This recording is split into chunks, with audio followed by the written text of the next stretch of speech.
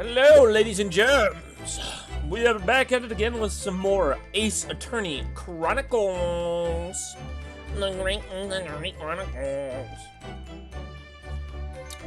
Last time we did. Oh, what the fuck? Hold on, I'm trying to do something real quick. Last time we. Oh, cool. We found out that our boy Cosmo was killed. From somehow.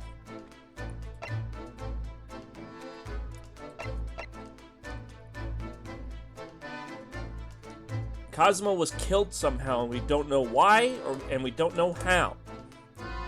So me and a man named Herlock Sholmes, which, I mean, you can guess who he's based off of, like, pretty easily, are trying to find out how and why he was killed. Trying to find evidence. Oh, good grief. And so far, the most we've been able to deduce is, we found out Nikolina Pavlova over here is stowing, well, she's not stowing away, she just disguised herself as a man named, Grimsby Roylett.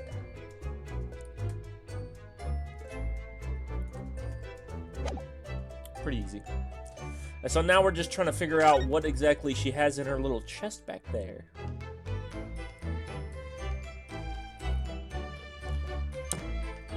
It's pretty exciting stuff.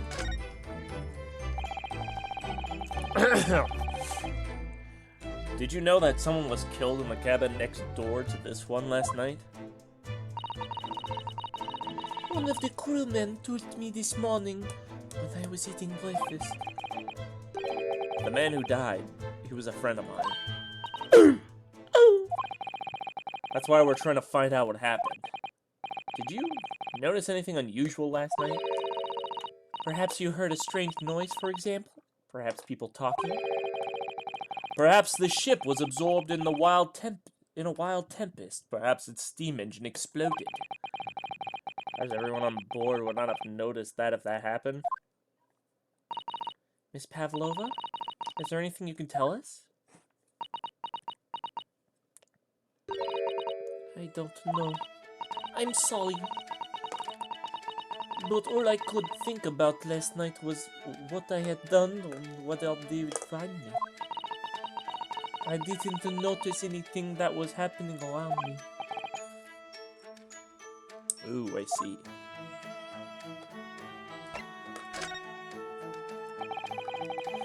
You've run away from your ballet company, haven't you?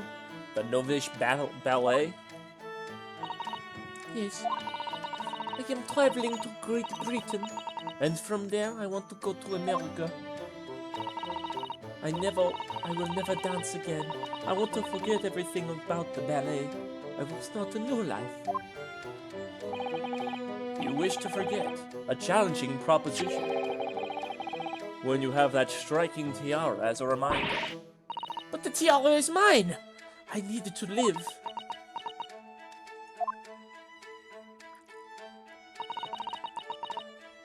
I have no money of my own. The Novish Ballet gives us only a little food and water, and we must dance all over the world. I had to run away. I had no choice. If I stayed, it would have killed me. So you ran away to protect yourself? Yes. And the crew of the ship, they have all been kind to me. They let me come on board. They said I could hide in this cabin.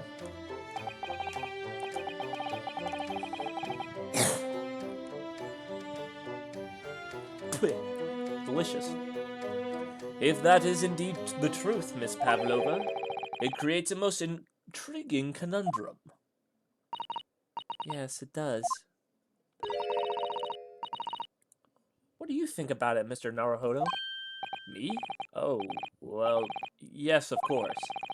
I think we should hear Miss Pavlova's explanation. So what conundrum? I'm not sure, but...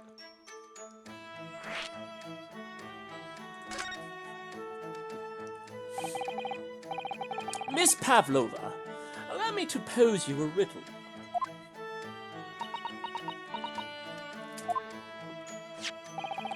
According to this newspaper, it was only yesterday that you absconded from the ballet.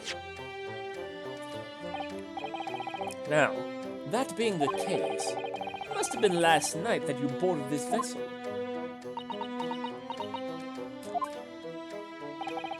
However, the SS Bjoya stopped by no port last night.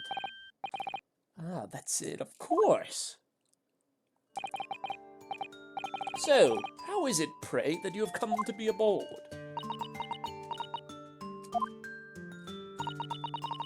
Now that I think about it, the crewman outside the cabin acted very strangely when we mentioned that. It was just after we asked him about when the occupant of this cabin came aboard.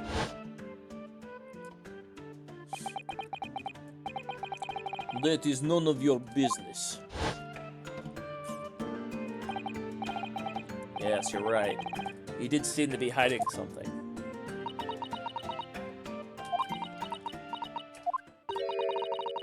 An angel descended from the heavens, bringing grace and beauty to the stage. Sorry, what was that? It is how the Russian newspapers described one of my performances. And that is how I came here, too. I descended from the heavens, because I am an angel. Uh-huh. Considering English isn't your mother tongue, your description is very vivid. Mr. Sholmes once said, I never can resist the touch of the dramatic. It seems Miss Pavlova is the same. A genius descended from the heavens, bringing grace and beauty to detection. Words once said about myself. A quote from a wonderfully extravagant advertisement for The Adventures of Herlock Sholmes, in fact. Yes, Mr. Showy. Anyway, it doesn't look like Miss Pavlova is going to tell us what really happened.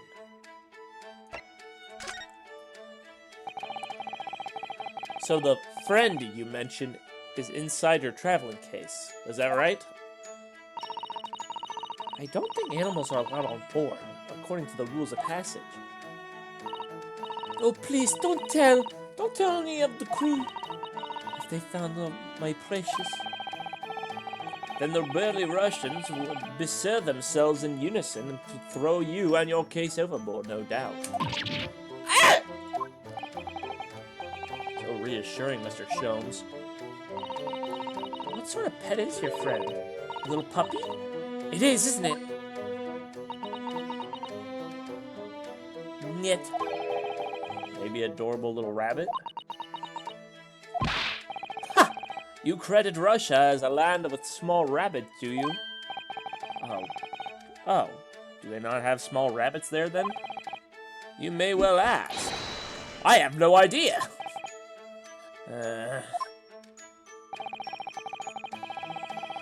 You two are miserable bunglers when it comes to understanding the nature of young ballerina's friends. Isn't it obvious? It must be a chicken! Really? Consider the benefits. A rousing wake-up call, daily fresh eggs, and when adversity strikes, it could satisfy the needs of sustenance.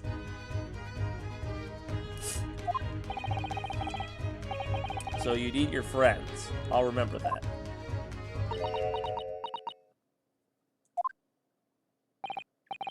Well, it would appear that this friend's identity is closely guarded secret, not to be revealed.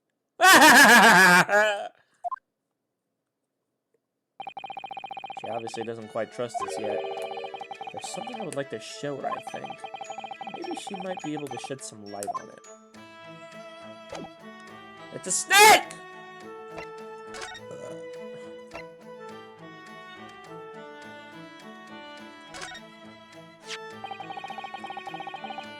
This is the diary of my friend who passed away. His diary? Yes, and he wrote in it last night before he died, something a little unusual. It reads, 1:23 a.m. I hear a faint whistling sound, and then a few minutes later, 1:35 a.m., what looks like to be a speckled band is dangling from the ventilator grill. A speckled band? I don't understand. It's strange, isn't it? But the ventilator he mentions joins to this cabin, you see. It's up there on the wall. In other words, this cabin and the victim's cabin are connected together. Oh! Miss Pavlova? Has something occurred to you? Does this speckled band the victim mentioned mean something to you? Or the whistling sound, perhaps? No. I don't know anything. Oh.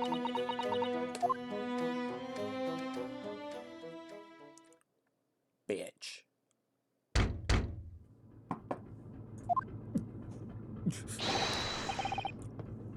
Excuse me, Mr. Roylott.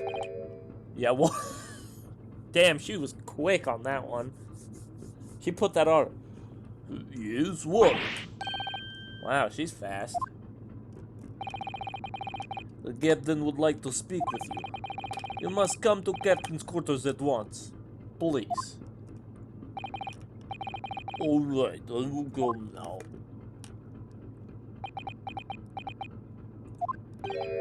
What? You must leave. Now. Oh no, it's fine. Don't mind us. Yes, please don't worry yourself, Mr. Roylott. Get out! The passenger said out! Or do you want me to throw you out? Looks like we'll have to leave investigating this cabin until later. What a pity.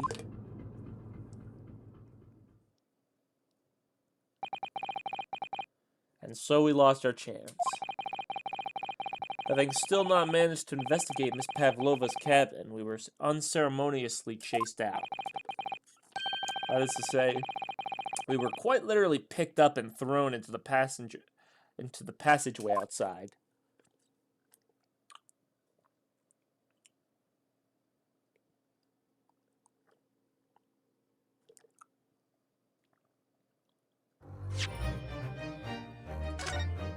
Bulgars.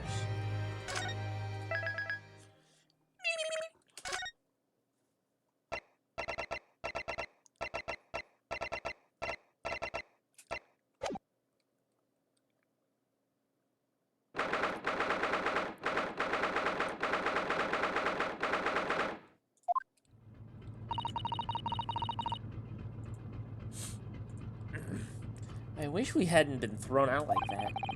I wish we managed to find some clues as to what the speckled band might be. We didn't manage to investigate at all. And I imagine that we won't be able to for a while longer. We'll never get past that sailor guarding the door. He's clearly glaring at us, as if to say, don't even think about it. Oh, wait a minute. What is it? Well, what happened to our great detective friend? Where'd he go? Oh, yes! He's completely disappeared. When did he do that? He slipped away as quietly as the wind, but not before ensuring that these were securely back on my wrists.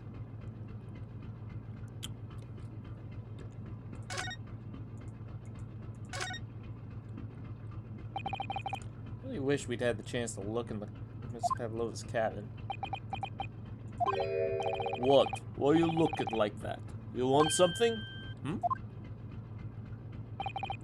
Maybe you want me to throw you out again, hmm? Oh, no. Definitely not that. Next time I have to throw you out, I show you where lobsters spend the winter. Understand? Understand. Maybe I should steer clear of him until he's forgotten my face. I don't think you'll ever forget your face, Naruto-san.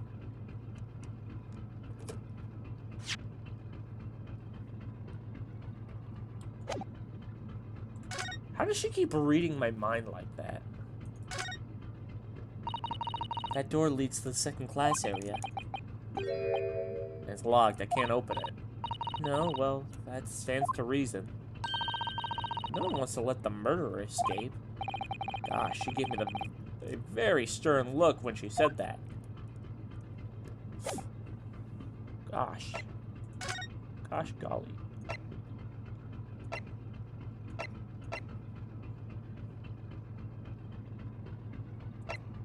I guess let's go back in our cabin.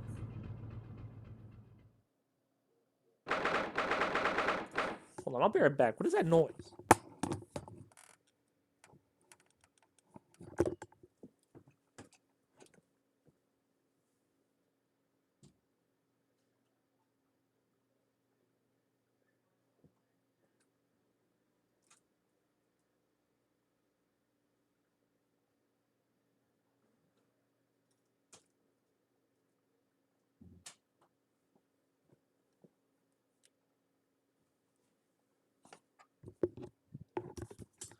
Never mind, we're good.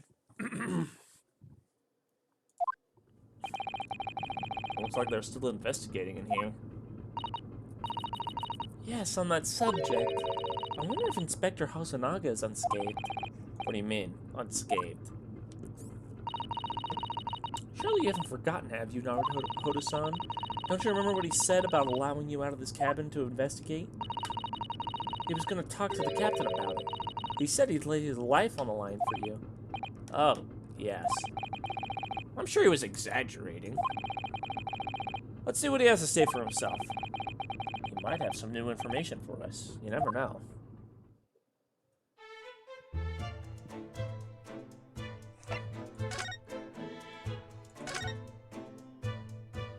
Oh, damn.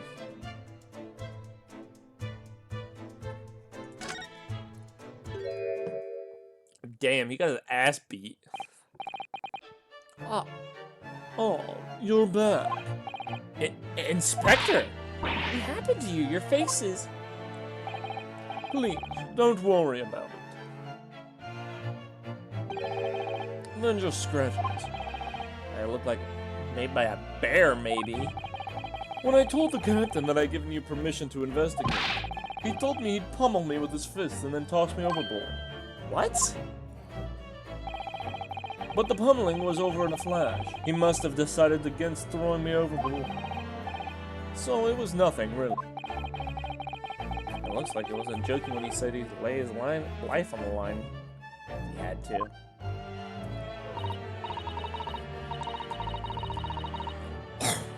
Well, thanks to your efforts, we now know a little about the neighboring cabin. Yes, so I understand. Oh. I bumped into a man claiming to be a great detective a little while ago. I think his name was something like Herlock Sholmes. I don't think he was German, though. That explains it. Shall we compare notes, then? I can tell you what we found. Yes, let's do it!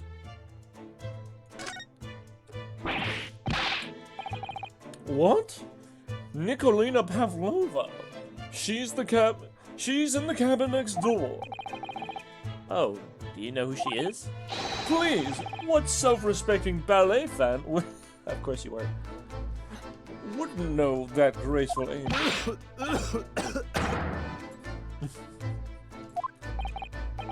Oops, I think I upset him there. Well, that tells us the neighboring cabin is unrelated to the case, at least. Oh? How? Because angels don't go around committing crimes, do they? So I'll definitely upset him. Inspector, has your investigation in here proved fruitful? If I'm honest, there's very little more I can do. Our duty is to make sure the scene isn't disturbed. We're ready to hand over to the Hong Kong police.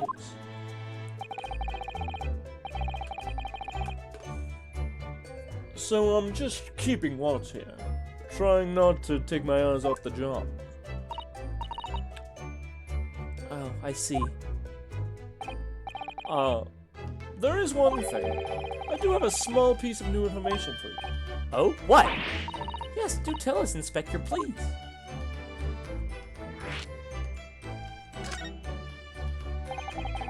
What is this new information you have, Inspector? It's this. The Buria's medical officers finished his examination of the body. I managed to obtain the report. Oh.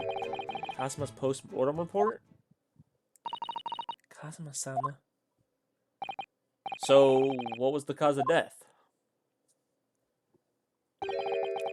Damage to the cervical vertebrae is what's written in the report. His neck was broken? Yes, it would seem so. There were no obvious wounds or other signs of injury. So at first, I think they were considering poison. But it turns out they found no traces of poison in the system at all. Well, what weapon was used then? Nothing has been found yet. But the fact that there were no signs of a wound suggests it may have been a blunt object. Something that wouldn't leave a mark. Oh, I see. I thought someone like snapped his neck or something, like Metal Gear style. Huh. All the body's nerves runs through the spine to the brain. A strong enough impact to the neck could induce death. It is a possibility, and no obvious wound would be left. If that were the case, how would he have like the ability to fucking write in Russian? Poor Kazuma. I have a second copy of the report. If it might be useful, you're welcome to have it. Really? Are you sure? Yes, it's quite fine. I trust you. After all, if I didn't trust you, I'd never have agreed to you leaving this cabin in the first place, would I? Ah. The post-mortem report has been entered in the court record, thank God. Alright, let's go ahead and look over it, I guess. Okay, let's see. Victim, male, Far Eastern. Time of death, sometime between 1 a.m. and a little past 2 p.m. Cause of death. Damage to the cervical vertebrae, resulting in instant death. The victim's neck was almost certainly broken as a result of a strong blow to the area. No obvious external injuries or traces of poison. Okay. Instant death. So then how the fuck did he write the word, like the Russian word for wardrobe on the ground if he allegedly died instantly? Now, of course, it is completely possible that this is gonna turn out to be like a Phoenix Wright 1, where it's like, oh, this postmortem thingamabobber is actually outdated. It turns out he could have lived for more than 5 minutes ish. A couple of seconds to right now.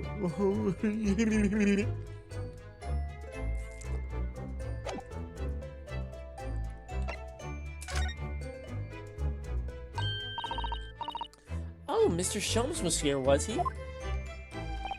Yes. He seems to be enjoying himself a little too much as he crept about on the floor investigating. But then he suddenly left. I suppose he must have become bored.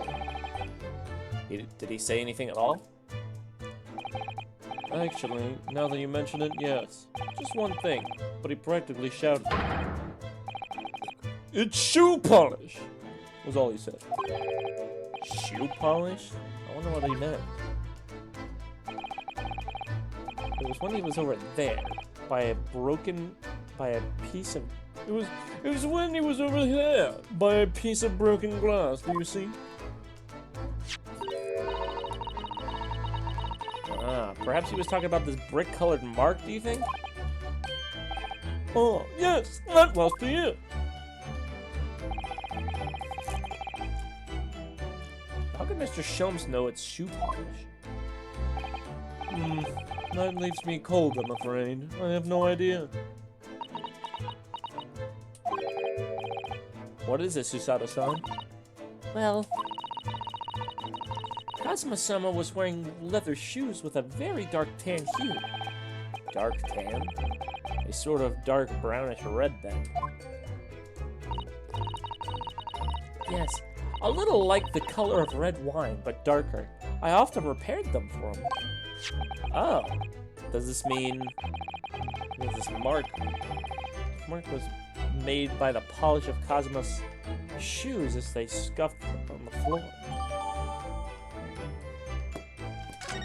Yay, more evidence! That's really all I can tell you at this stage.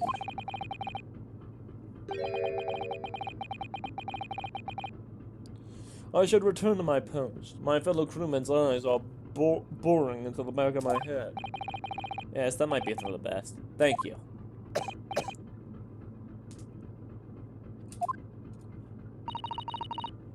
Poor Inspector. He looks exhausted. Oh, no. Well, I feel terrible that I failed to protect Asogi-san. It was my responsibility. Of course, my pain is nothing compared to yours. You were his friends. The truth is, I seem to have had a heavy head ever since I woke this morning. A heavy head? That's interesting. My head is still throbbing too. Maybe they both were, like, forcibly knocked out.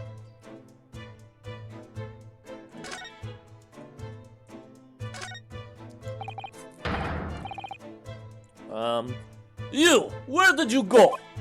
Oh, sorry, I just went to the next door cabin to investigate. Why? Who gave you permission for this? Well, Seaman Hosonaga did. It's that new Japanese, yeah, was it? Later, I will roll him into ball and throw him in cold room. Whew. He's gone back to guarding the door.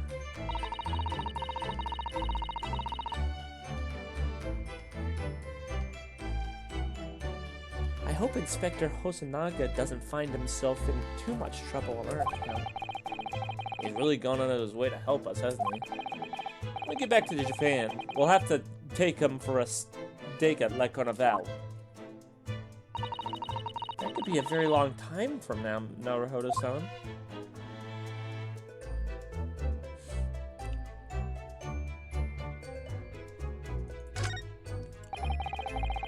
So it's clear that these letters are written with the ink that was somehow spilt on the floor, and they spelled the Russian word for wardrobe.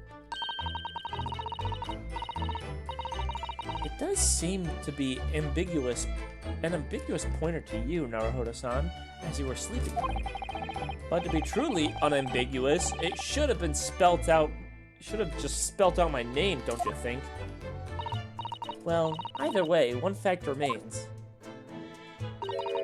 It's hard to imagine that Kazuma-sama would have written his last words or word in Russian. Which begs the question of who did write it.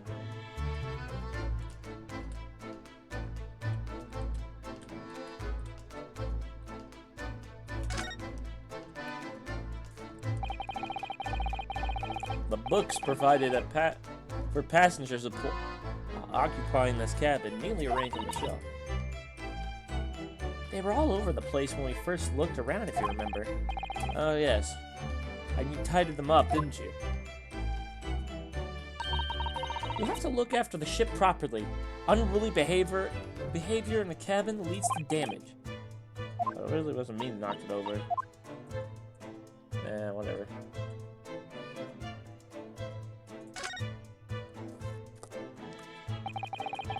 So this ventilator joins to Miss Pavlova's cabin. Yes, that's right. And just a few minutes before he died, Kazuma saw something emerging from it. The speckled band, as he described it. If only Pavlova had shed some light on it, she seemed as baffled as we are. Yes. I wonder if he's telling us everything, though. I'm not sure. I know most people aboard would say the same about me, but there was something about that woman that didn't sit right with me.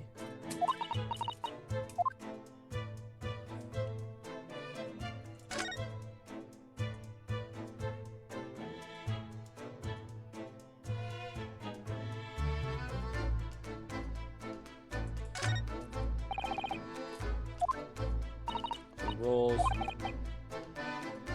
They've broken the rules.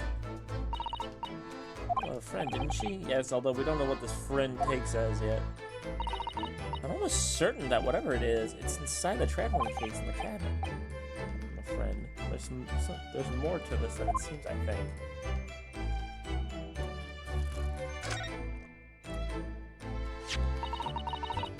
It really is a beautiful color, this glass. It looks like whatever it was has broken clean in two. But the other half is nowhere to be seen. And there's this brick-colored mark, which is the shoe polish according to the great detective you seem to know all about. I suppose it must be from Kazuma-sama's shoes. Maybe what I'd like to know is, how can a detective be so sure it's shoe polish and not something else? Because he's a great detective, of course. That's hardly a reason, is it?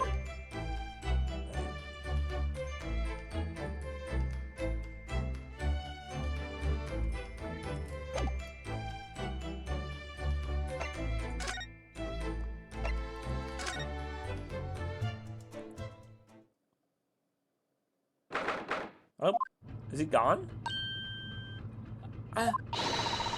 Look, Naruhodo-san! Seaman Stroganoff is gone! Strong enough? The burly Russian sailor who was always crossing his eyes and glaring at us. All these Russian names are impossible to remember.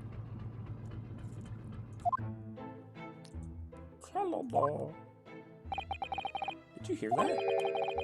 Sounds like someone singing.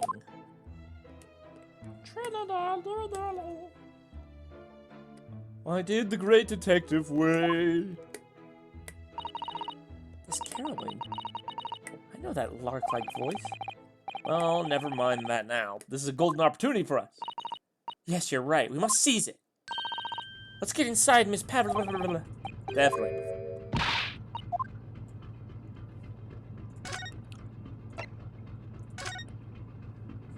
Tra-la-la!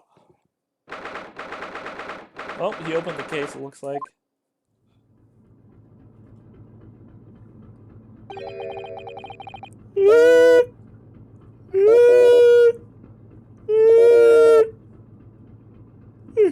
Miss Pavlova isn't back yet. Susato-san... Oh! Where's she gone? Hey, what are you doing? Those are her private things. There's not a moment to waste, Naruhodo-san. We must investigate as quickly as we can. I suppose you're right, for Kazuma's sake.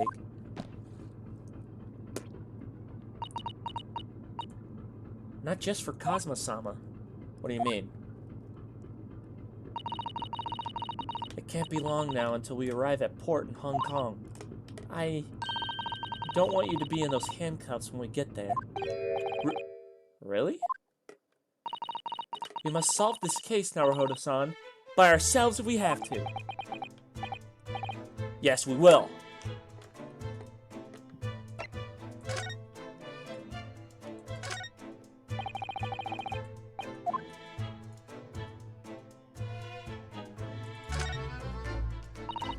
Naruhodo-san, are you there?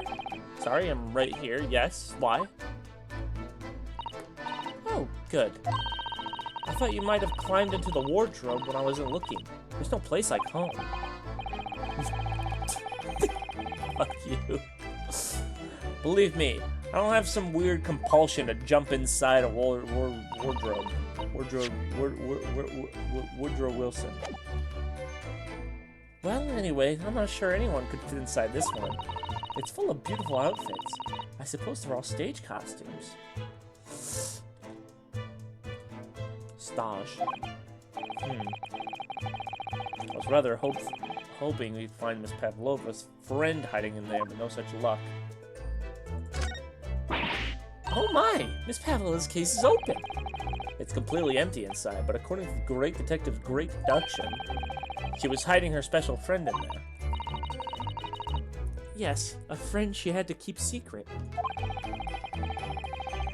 Because you're not allowed to bring animals aboard the SS Bureau. I wonder what kind of animal she had in there. And more to the point, where is it now?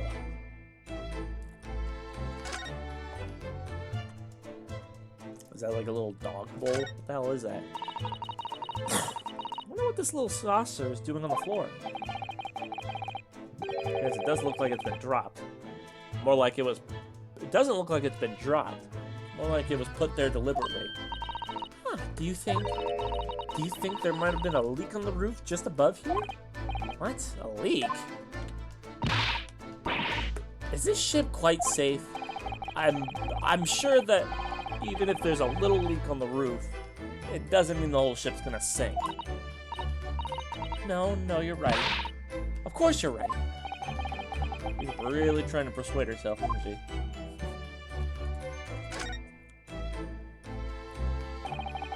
All the books have toppled over together. Look, every single one. Do you think that's a god of the sea? That's a god of the sea, perhaps? He's toppled too. Exactly the same bookcase next door. In Cosmo's cabin. Perhaps Miss Pavlova was practicing a difficult ballet pose and fell against the bookcase? I don't know. Would she really be practicing ballet on the same night she ran away from her ballet company? Alright then. It must have been you. You lost your temper and knocked him over in a fit of rage? Not everything bad that happens on the ship is because of me, you know. Well, anyway, I'll set them all straight up again. In here, too. I don't like seeing things disarray.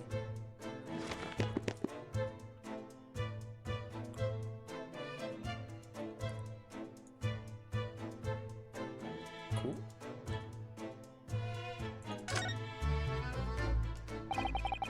There's just a few books on the desk. Nothing else by the looks of it. Well, Miss Pavlova only ran away from the ballet last night. She's hardly occupied this cabin for any time at all. That's true. I wonder what kind of book she likes to read. Let's see. Yes, I see. It would seem that Miss Pavlova enjoys reading. Books written in Russian. Thanks. I think I probably knew that. It's rude to ask too much of people, Naruhodo-san. Kindly remember that. Man, why don't you get off my ass?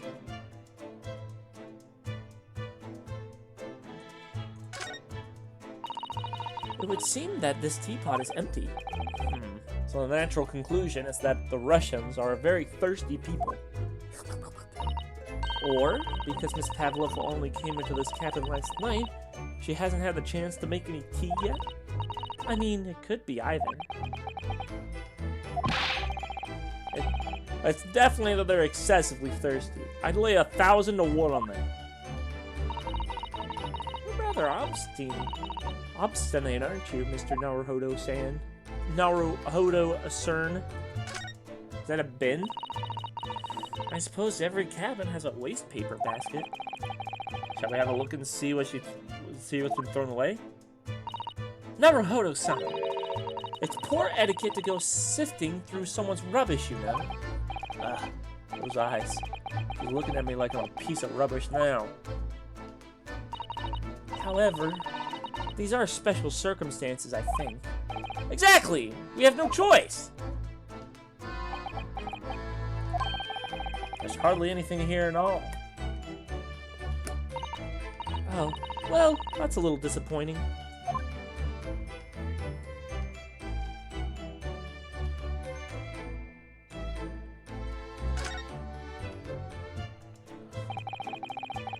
Cabin door is the same simple sort of bolted latch of that our cabin door has. I can't fucking read.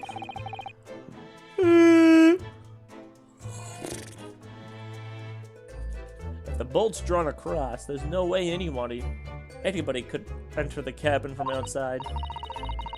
Yes, it's not a particularly heavy-duty bolt, is it? But still, it wouldn't slide across on its own accord, would it?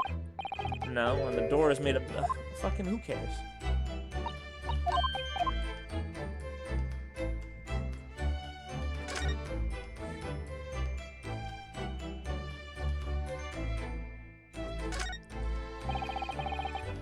There's one next to the bed in Cosmo's cabin. Yes, it's the bell cord. I can't resist. barely hesitated there. And she gave it a good tug, too.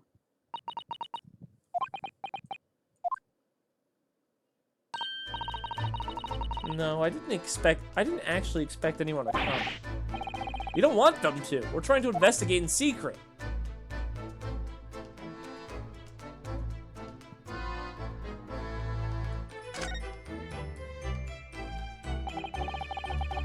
So this ventilator connects to Kazuma's cabin next door. Yes, although what a fool of a shipbuilder must be to open a ventilator into another room. Ah, maybe it's so that if there's a gas leak next door, the occupant of this cabin would notice and raise the alarm. Or the occupants of both cabins would die of gas poisoning. That is a possibility. Anyway, last night, Cosmo wrote that he saw a speckled band coming out of the ventilator. Is there really nothing here of use? I mean, we've looked pretty much everywhere and found nothing of use at all.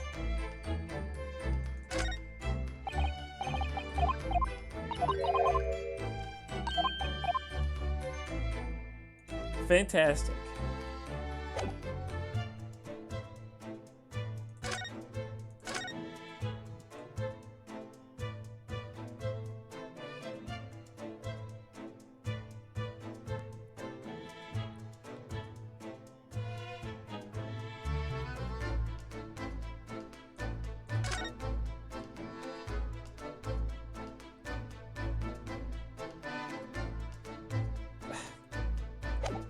Well, great!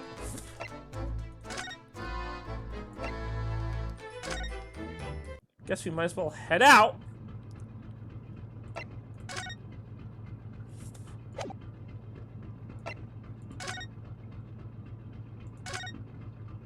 Ah! There he is!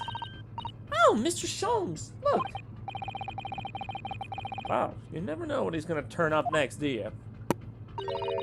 He seems to be still to look at something as he sings to himself.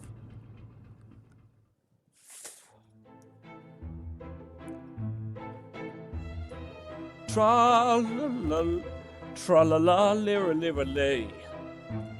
I did the great detective way. He's still singing. Do you think he hasn't noticed us? Or he's simply in extremely high spirits?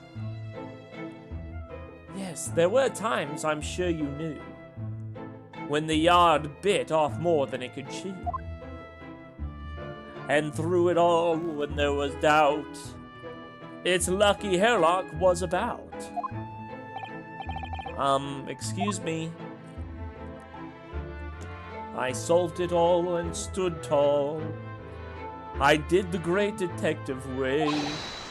Mr. Sholmes! Ah! What is it? You want to fight? Honestly, interrupting a fellow when he's singing, and I was just about to reach the climactic finish. Sorry, I thought you were never going to stop, so I figured now would be a good time as any. I very nearly dropped you to the floor with one of my famous right hooks. All right, I get the picture. Now, could you please put those fists away?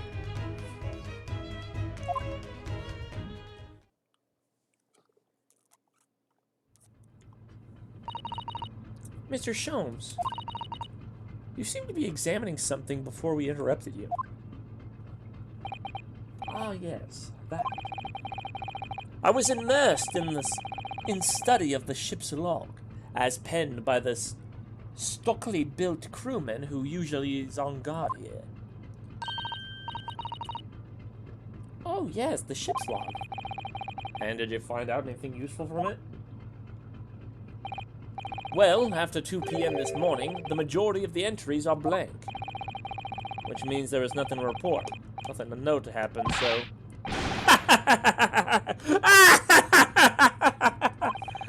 You truly are a student from the land of the rising sun. You've been utterly blind by it. Sorry? Your logic, my boy. It's inverted. Whatever do you mean, Mr. Sholmes?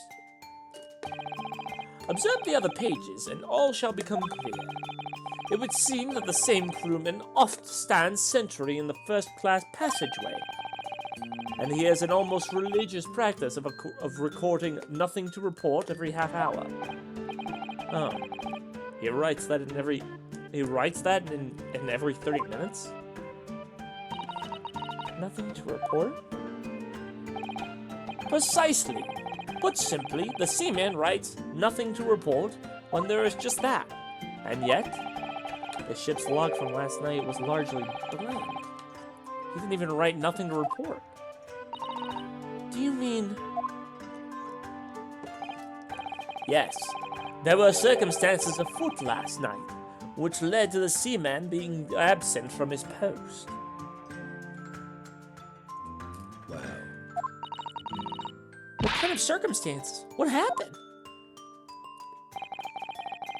That remains a mystery for now, but we can be sure something significant took place.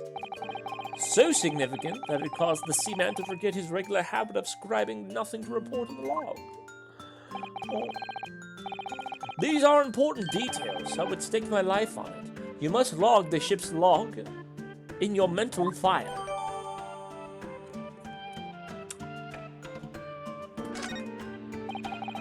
Now that deduction was worthy of a great detective.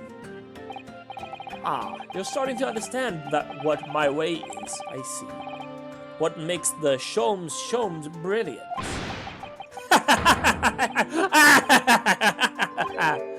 Ooh, ouch.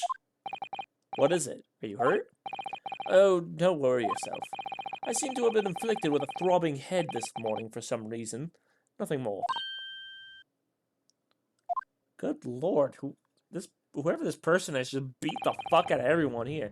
Well, my friends, until our next encounter. He's still singing to himself. I can hear it as he wanders off down the passageway. Is something wrong, Susato-san? You seem lost in thought. It's just... well, I feel the same. Sorry? Ever since I woke this morning, I've had something of a headache. A sort of continuous throbbing. What the fuck is wrong with everybody on the ship?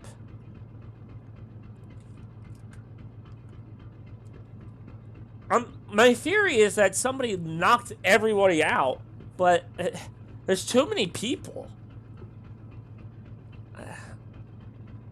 I don't know. This is a steam... carbon monoxide, maybe? I mean, that can cause a throbbing headache. Oh, you too?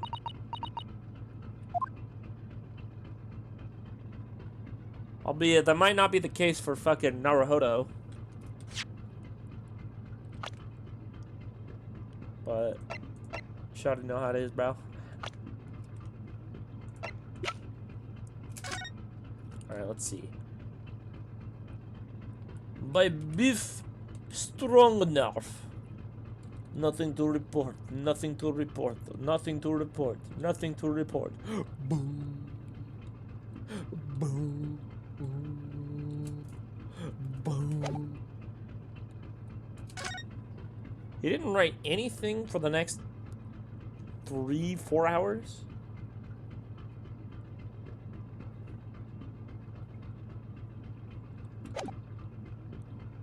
That's crazy, bro. That's fucking whack, yo. That's crazy, bro. I wonder if we can go back to the cabin.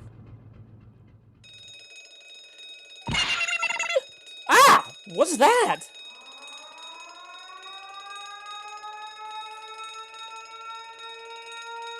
What the fuck? Shut down the engines immediately. Vessel sighted a quarter-mile full. Full stop. Hard the starboard. All hands brace for impact. Impact? What the? I think we're about to crash into another ship. What? I can't stand. Susato-san, hold me. Ah! Susato-san, are you alright?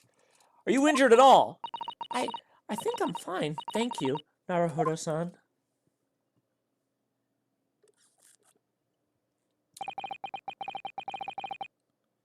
It looks like we avoided a collision. I think. Yes, the ship has come to a stop. Oh my goodness. What about you, Naruhodo-san? Are you hurt? No, I'm fine. Hello, is anybody there? Shout if you need assistance. Oh, that sounds like Inspector Hosanagi. Oh. Is that you in there, Naruhodo-san? Unbolt the door quickly. What? The bolt?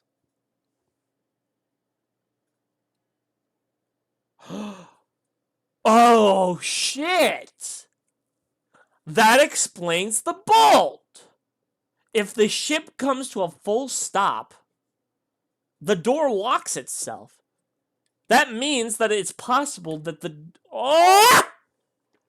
That means it's possible that the door was unlocked in the first place. We just need to know when and why and what. Look at that. The door is bolted. Did you do that, Susato-san? No, I didn't touch it. Well, that's strange. How did... And look at all the I was right! So the ship came to a full fucking stop before. That explains why the bookcases were like this. It must have been when they brought aboard her, maybe. I don't fucking know. They're just like they were before again. Naruhodo-san, are you gonna open the door and let the inspector in? I better tidy up the place first. Our violent emergency stop has solved one mystery, at least, in a very vivid way. But I knew that what awaited us on the other side of the cabin door would not be pleasant. I hurried around tidying up the cabin with a new sense of foreboding in my heart.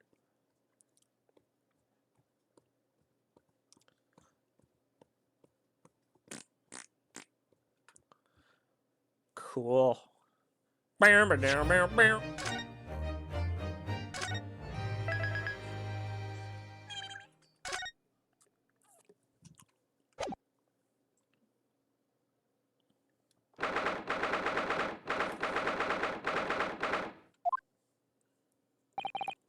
Somehow, the door to the cabin we ended up bolted after we made an emergency stop. Susato-san took a deep breath and gently slid back the bolt. Oh, goody. You! What are you doing in Miss Pavlova's quarters? You both look unhurt. Good. Yes, we're fine. Thank you. What happened?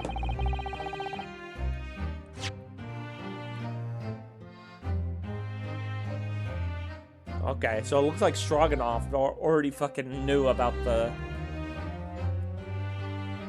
Already knew the fact that she was her. Yes, we're fine, thank you. What on earth happened? We heard something about how we were going to collide with another ship. Yes, it appears it appears to have been a false report, though. Oh, how did that happen? There's a dense fog outside, so it's extremely difficult to see. Someone must have thought he saw a ship ahead. This person obviously triggered the alarm, and that's why we had to make an emergency stop. Everything is chaos. Passengers are screaming. The crew is running everywhere. And this first-class area is the only quiet part of the ship at the moment. Oh, I see. Someone triggered the alarm? Does that mean that someone pressed the button outside? Ah! You wicked intruder! Dressed in all black, you are the devil! Sorry? Me? I've been called a lot of things before, but devil is the first. You opened my traveling case! How could you? What? No, we didn't touch it. That's right, Miss Pavlova. It was already open when we came into your cabin. Inspector! Yes? Arrest this man. I know he did it. He is criminal. It is not enough that he has killed a man. Da! And he stole away as well. If Vixen promises not to steal chicken, do you believe? Take him away. He is a trespasser, as well as everything else. Stowing away, trespassing, killing. She is right, you are devil. Doesn't look good, does it? There is cell below deck. Throw him in. Tomorrow we dock in Hong Kong, and we give you straight to police. Wait, a cell? Please, Inspector Hosonaga, is there nothing you can do? This is a Russian vessel. I really have no jurisdiction here. After my last effort to appeal to the captain's good nature, I think I'm out of options. This is terrible. This is a real crisis. I've got to find a solution. Immediately.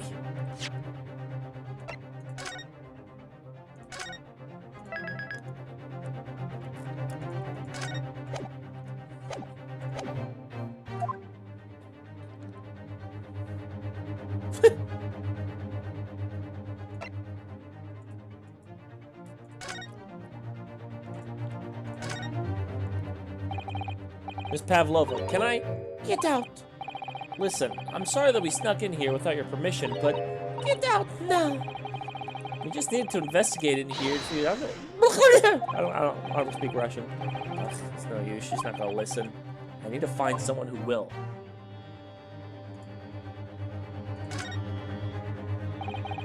You've got yourself in a difficult situation here.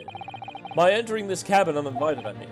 Sorry, I was just so desperate to find a clue. I'm afraid there's really nothing more I can do to help you. I push my luck any further, a punch in the face will be the least of my worries. I'm really sorry. I have to take responsibility for giving you the freedom to investigate Miss Pavlova's impairment. Now this has happened, I'll have to report to the captain at once. I really need some help here. I need a savior to come rescue me from this crisis.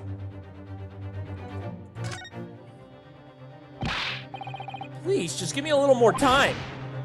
I do nothing for you, except show you the way to ship's prison cell.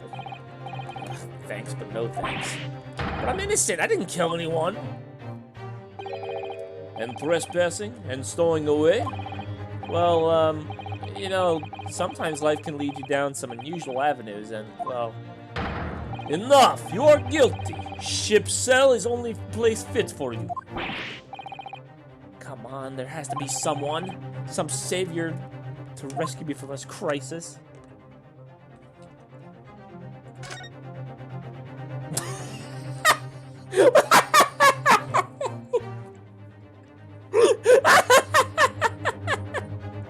Why is he there?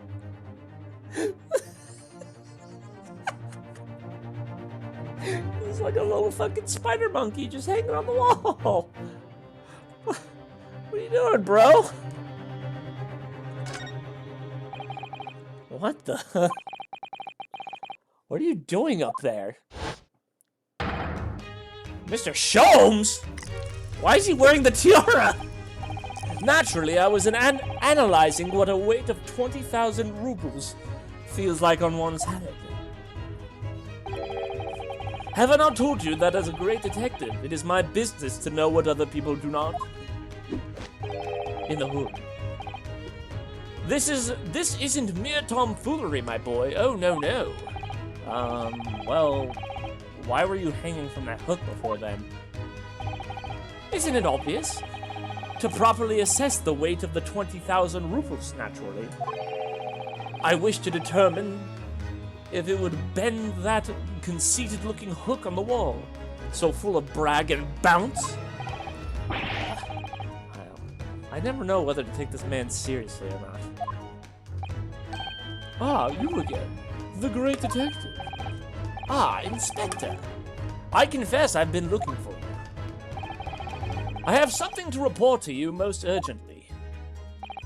Well, you might try looking for me somewhere other than a hook on the wall next time. What is to report? Speak! An urgent report from a great detective can mean but one thing. Yes. The case of the curious murder that took place last night here on this vessel, the steamship Bura, has been solved. By me, naturally. What? Really? Yes. I have eliminated all other possibilities. No other explanations exist. So, allow me to illuminate all your minds. For I am about to reveal my great detective's greatly admired great deduction to the case. Ha! You have solved it. Even Hedgehog understands this case. We all knew who was responsible for killing Student Boy this morning, when we found criminal in wardrobe. It is a stowaway, and he has handcuffs to prove it. I didn't do it! The trouble is, there doesn't appear to be anyone else who could have killed the victim. Because as everyone knows, the cabin door was bolted shut from the inside. That means the culprit must be someone who was inside the cabin. Yes, it's what's called a locked room mystery in detective stories. Da! Locked room! That is point! The room was locked. Well, I can't deny that. There was no way the bolt could have been drawn across from outside the cabin. You are all quite mistaken. The cabin door is not a so-called locked room at all. What? Oh yes. There is another entrance. An entrance used last night by the culprit in order to gain access to the cabin despite the bolted door. What other entrance? We never discovered one. Why, it gapes open-mouthed at you as we speak. The ventilator, man! The ventilator? You think this is funny? I cannot even put my arm through that hole. That's because your arms are as thick as a tree trunk. You're suggesting that the culprit entered and left the victim's cabin through that tiny hole. That is, it's not possible. Ah, but it is. And last night, the victim even witnessed the intruder in the act of passing through the ventilator.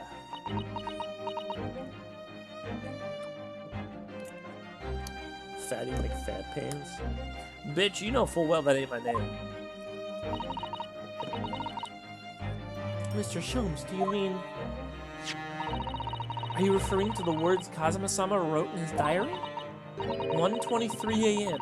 I can hear a faint whistling sound. 1:35 a.m. What looks like some sort of speckled band is dangling from the ventilator grid.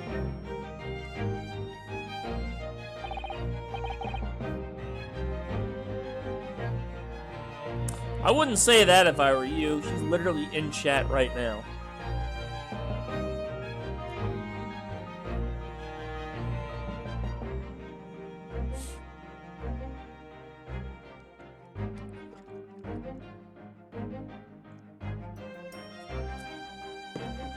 So, yeah. You're in a bit of a sus situation right now.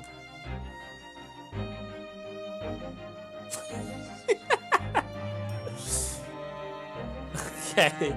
Alright, good night, bunny. Precisely, my dear madam. Madame.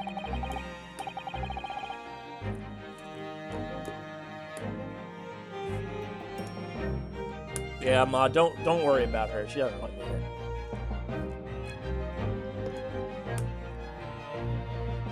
But what does it mean? What is this speckled band? The answer to that particular conundrum is in this very cabin.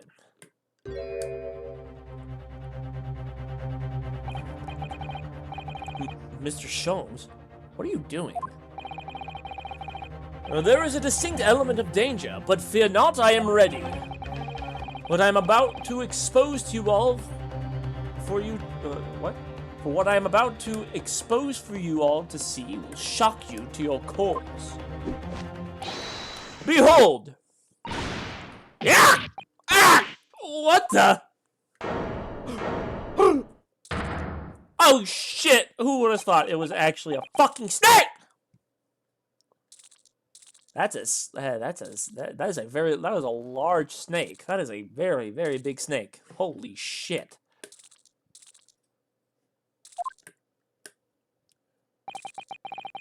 Good thing Josh isn't here.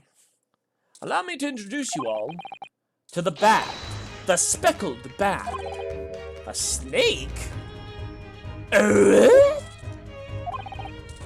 Indubitably.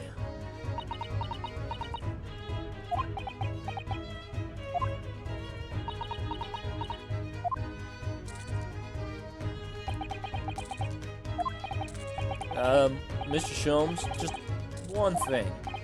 Pray, what troubles you? Well, that snake, isn't really speckled, is it? It looks more stripy, wouldn't you say? Hmm? Yes, you're right. I think in this case, you'd have to call it the striped band, wouldn't you?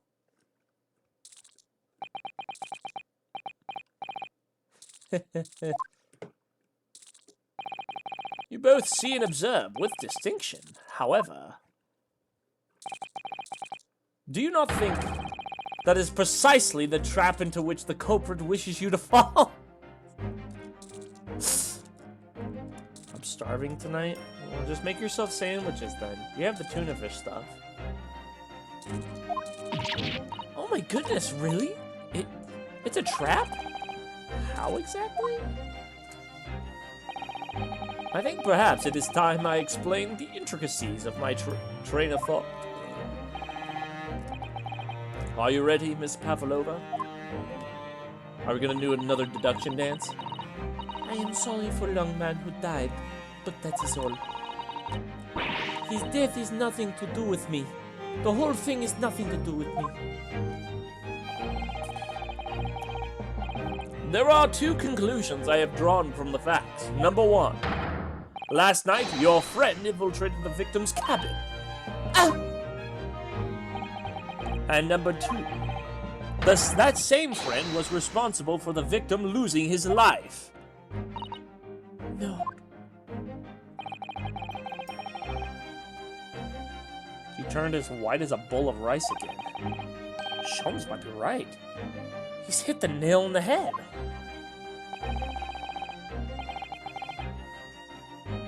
Sorry about the cat. What did the kitty do?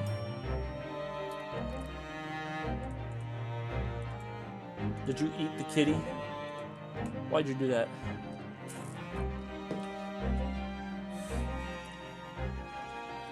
I was supposed to eat the kitty.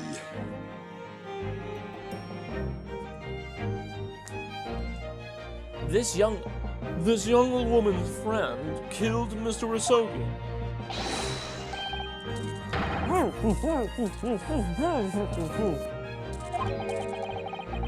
Looks like he can't speak with that snake coiled around his head. Dog wouldn't fit in the oven. Yeah, well, it's alright. I would advise a little more movement. Oh wait, no, wrong voice. I would advise a little movement as possible. As little movement as possible, Seaman. You wouldn't want the fangs of that long friend in your neck. So everyone, let us begin. Herlock Sholmes is proud to present his Logic and Reasoning Spectacular.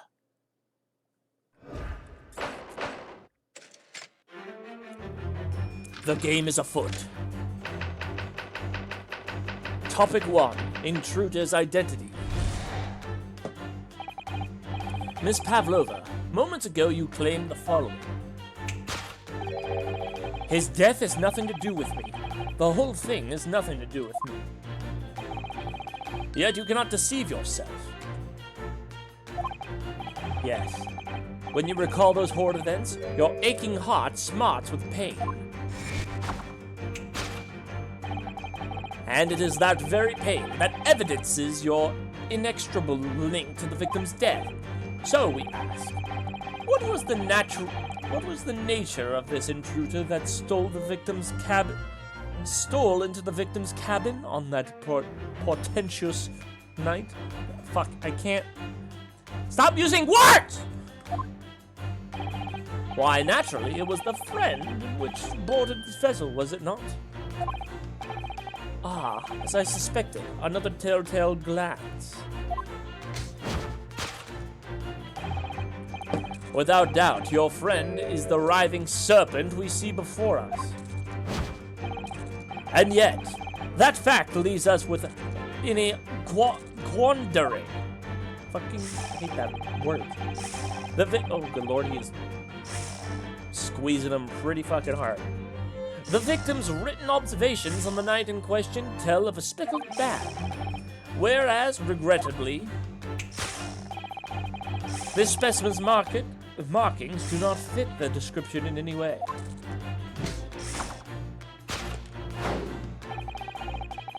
What explanation can we give, pray? What was this sight that fell? Ooh, what was that you just hit? What was that you just hit behind your hand? I didn't see that. I didn't see that before. What is that? Is this sight we fell upon the victim's eyes last night? No, don't look at me. It has nothing to do with this. What did she say? Don't look at me. This has nothing to do with any of this. Oh, but it does. You have the answer to this quandary even now, hidden behind your back. Yes, that is what you're trying, but the befalling to conceal can only be the snake's sloughed skin. Evidently, after the subtle and horrid crime, this most deadly friend of yours shed its original skin. No? I don't know what you're talking about. Last night, through the ventilator visible in this cabin, your then speckled friend slithered next door. Using the bell cord on the other side as a bridge, the serpent silently descended onto the victim's quarters. In the dim light, it appeared to the young gentleman who was about to lose his life as a speckled band.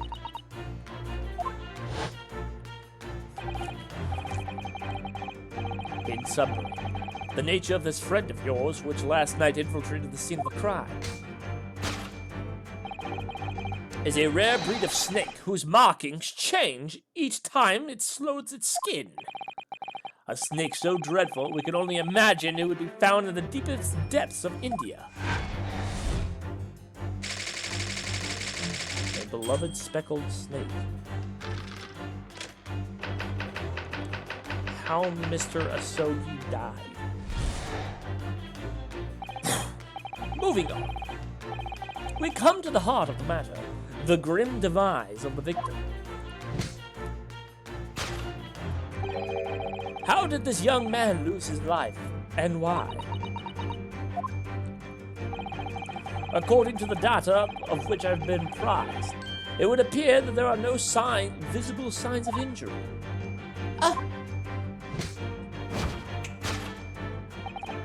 In fact, the circumstances of the victim's death can only be explained by a terrible venom. Now, if we take that as fact, we can reasonably imagine that there remains evidence to affirm it at the scene of the crime. Oh no, could there be? Yes, an examination of the deceased body will prove the cause of death conclusively. It's almost, but not quite, imperceptible puncture wounds left by the venom's fangs will seal the truth. Yes, the vestiges of the snake bite delivered to you by your terrifying friend. This makes no sense.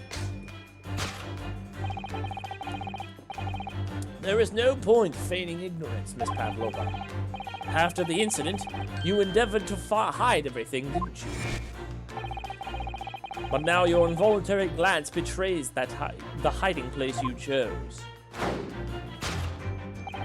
That's right. You hid the evidence that links you to the victim's death in that traveling case.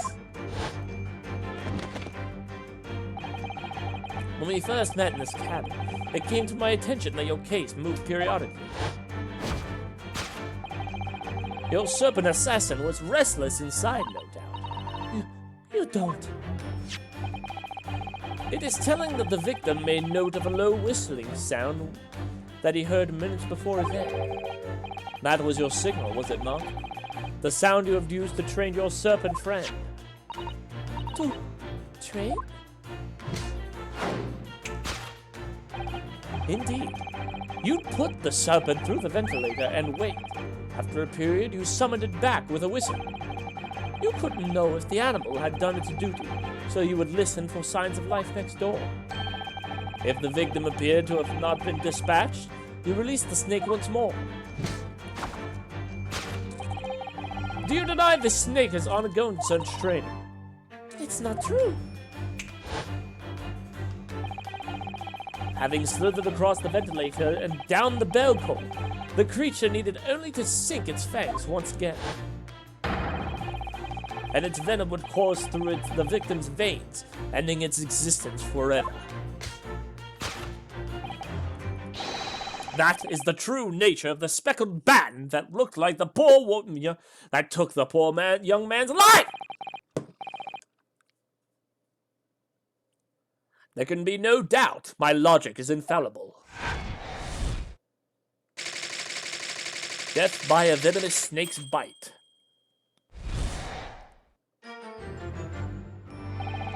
Thus concludes Herlock Sholmes' great deduction of the speckled band.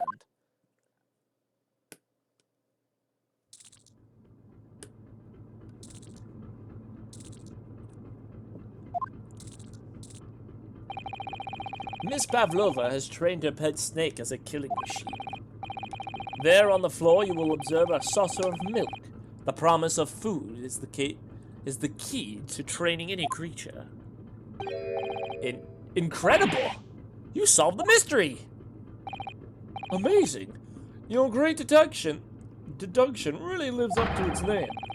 I see now why Herlock Sholmes has become such a household name. My dear man, it was nothing remarkable. As the Russians say, I could have done it with one left hand.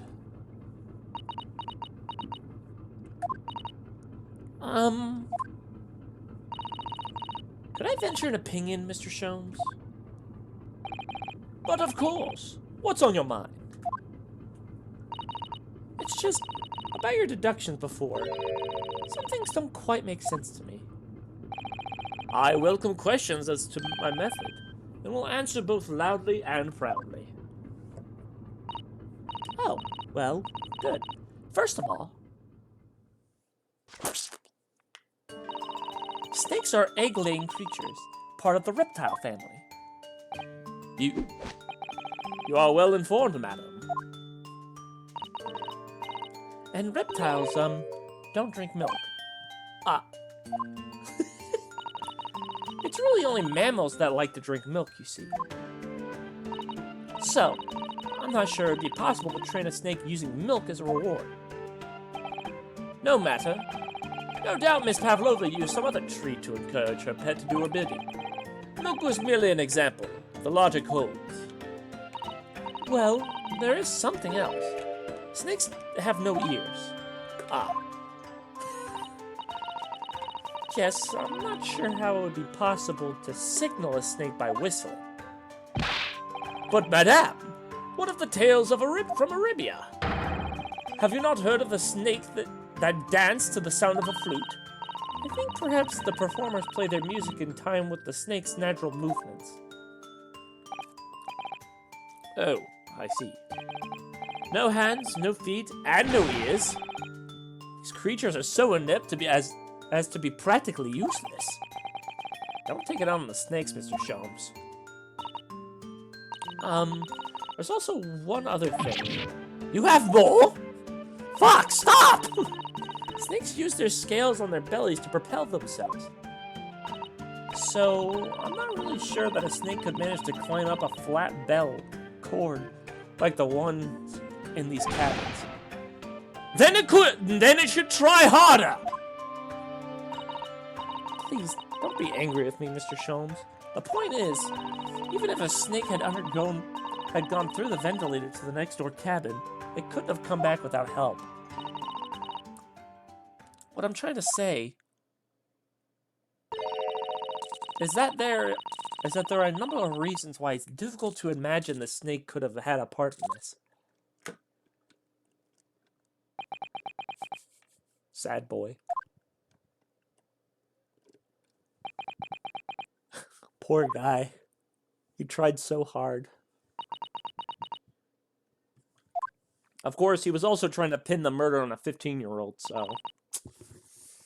Albeit, due to his naivety, it's not really, you know, I don't really 100%. He's doing his best. I think we need to step in and help again, Mr. Naruhodo. Oh no, you don't mean. Yes, we need to modify Mr. Sholmes' latest deductions and turn them into the great ones they ought to be. I had a feeling that was coming. Alright, let's give it a try. Just what was I waiting for? Just what I was waiting for, Mr. Naruhodo. Yes, right. So, cast your eyes down to your wrist again. What? Oh. You've done it again. Your handcuffs are gone. Where did they go?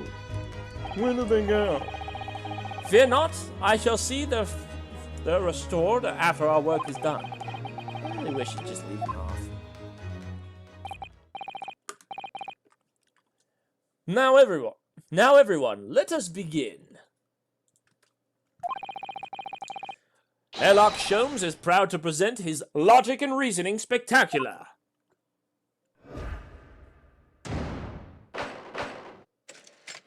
Hold it, Mr. Sholmes.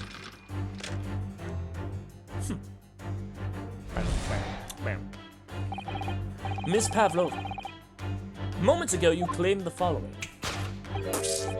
Yes, we've already done this. Yet you cannot deceive yourself. Yes. When you recall those horrid events, your aching heart smarts with pain. She does have a pain expression in her face. Yes, that's true. She looks as though Kazuma-sama's death is weighing heavily on her mind. But you're not sure Mr. Sholmes has read her quite correctly, is that it? Could there be some other way to interpret her expression then?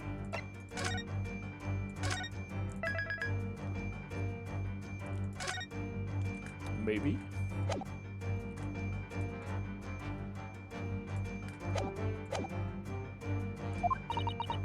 Let's take a moment and really look closely at Miss Pavlova.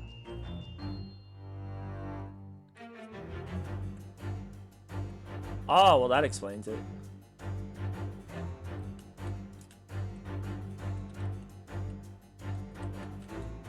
Well, there it is. The claw scratches. Where the hell did she... Oh, she has a kitty. She has a kitty.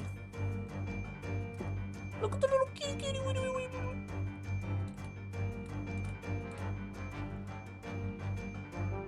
Yes!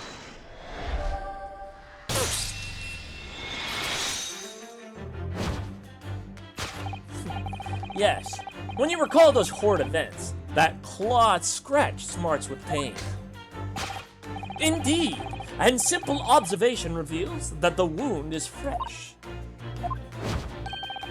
Miss Pavlova, did you in fact receive that scratch from something last night? Oh! When I think about the young man who died next door, I feel so sad. And when I am sad, the pain from this wound is well. And it is that very pain that evidences your inextricable link to the victim's death. So we asked, what was the nature of this intruder that stole into the victim's cabin on the portentous night? Why, naturally, it was that friend of which you brought board the vessel, was it not? Ah, as I suspected, another telltale glance. Without a doubt, your friend is the writhing serpent we see before us. It seems likely that the scratch marks on the back of Miss Pavlova's hand was made by his friend of hers, doesn't it? Except, snakes don't have claws, do they? No, they don't. They don't even have hands or feet on which claws might grow. Well then, if that snake isn't her pet, what is? What's the true identity of this friend of hers? We should follow out on her gaze, Naruhodo-san. That's where we'll find the answer.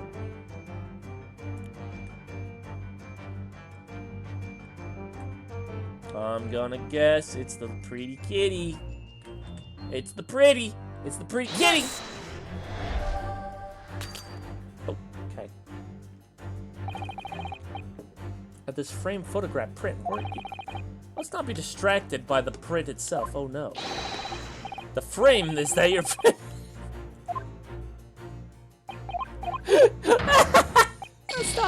That's not what I meant. I was talking about I was pointing out the cat on her picture. But no, it was the fucking frame. Okay, hold on. Teapot, Sergeant, Writhing Serpent.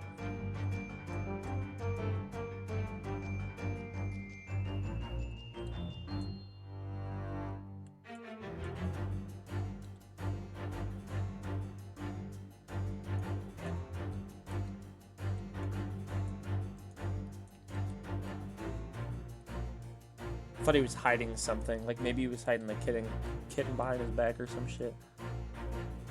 Huh. Well, this is weird.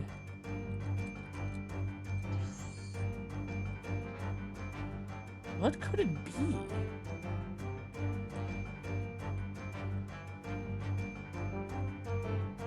Is she hiding it in the teapot? Yes! Fuck!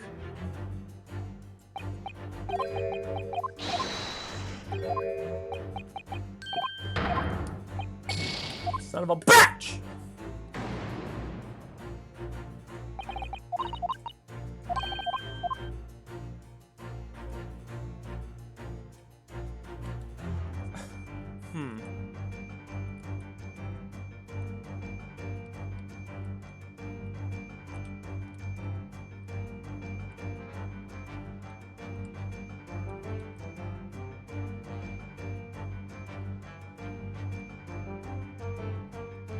What could it have been?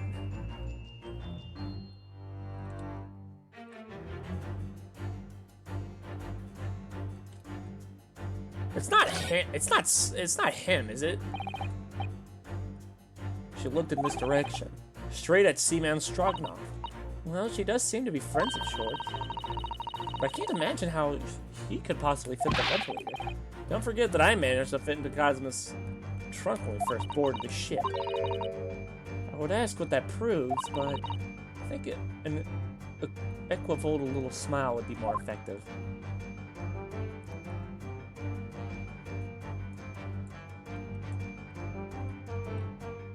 If it's not the serpent, it's not him, it's not the teapot, it's not the photographic frame.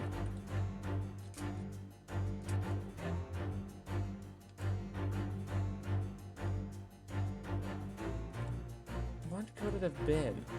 Am I missing something?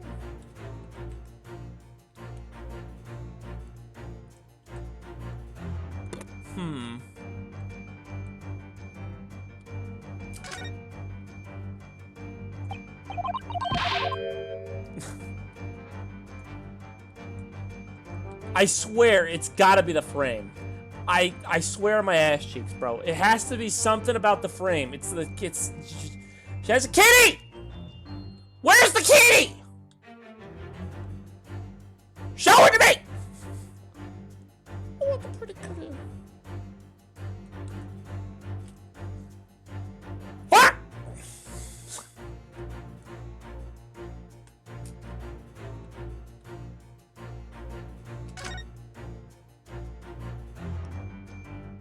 Oh, I was supposed to zoom. Oh my fuck. Oh. The black creatures caught my eye.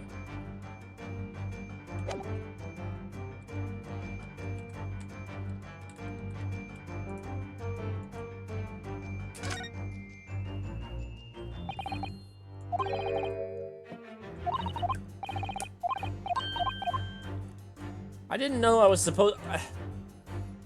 Damn it. He still got the snake in his face. Doesn't that make breathing and seeing difficult? Yeah, but he's doing a pretty good job at tanking that. Ah, the photograph of the frame. Must be something Pavlona brought when she ran away. Isn't it beautiful? Yeah, that's true. Yes! It's the little kitten. Okay, so I was right! I mean, I knew I was right from the very start. Let me go ahead and load the game real quick.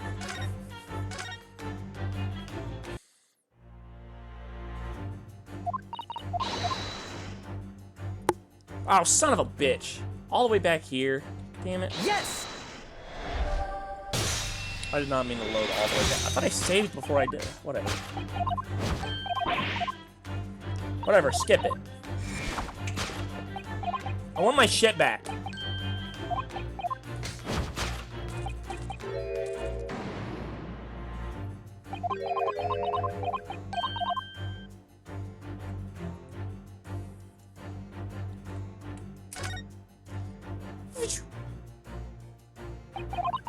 That's a cute little kitty, though. Yes!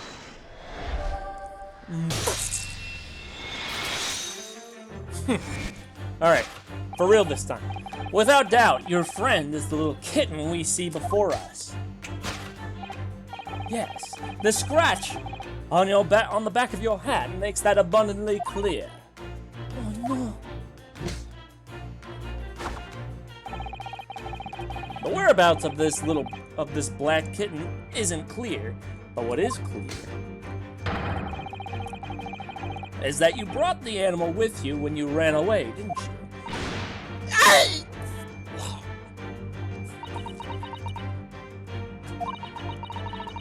Darka is my best friend. I couldn't leave her behind. Darka would appear to be a Russian blue. And yet, that fact leaves us with a quandary.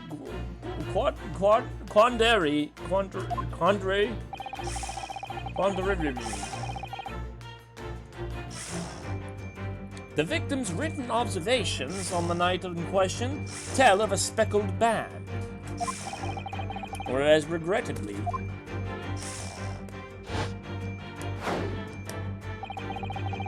the specimen's markings do not fit the description in any way.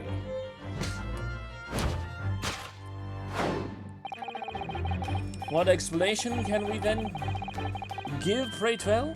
Why this sight fell upon the victim's eyes last night. No, don't look at me. This has nothing to do with this. The kitten molded. The cat shed its skin to become a more glistening cat. I knew it. Oh, but it does. You have the answer to this quandary even now, hidden behind your back. Yes, that which you are trying but failing to conceal can only be the snake's slewed skin. Did you see that? She took something out of her pocket and hid it behind her back. If she'd just left it in her pocket, no one would have known. Oh yes, ploys like that are Mr. Shum's specialty. He's ever so cleverly forced her to reveal something. I thought deduction was a specialty. Or maybe making me believe that that was a ploy too. Anyway, I find it hard to believe that it's the skin of a snake. In which case, just what is Miss Salona hiding behind her back?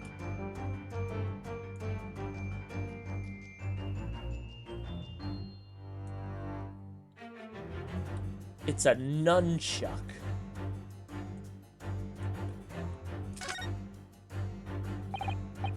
Well, it is speckled and it is a band, but what is it? What is it? It seems to be soft and fluffy. A long piece of cloth of some sort. And it looks like a handle on the other end. I think it may be a cat's toy. This sort is common in the West, apparently. Oh wait, that was her talking. How's that a toy for a cat? Cats like to chase the band around and paw it. Kittens in particular love that sort of play. You only need to wave it in front of them and they pounce to catch it. That sounds positively adorable.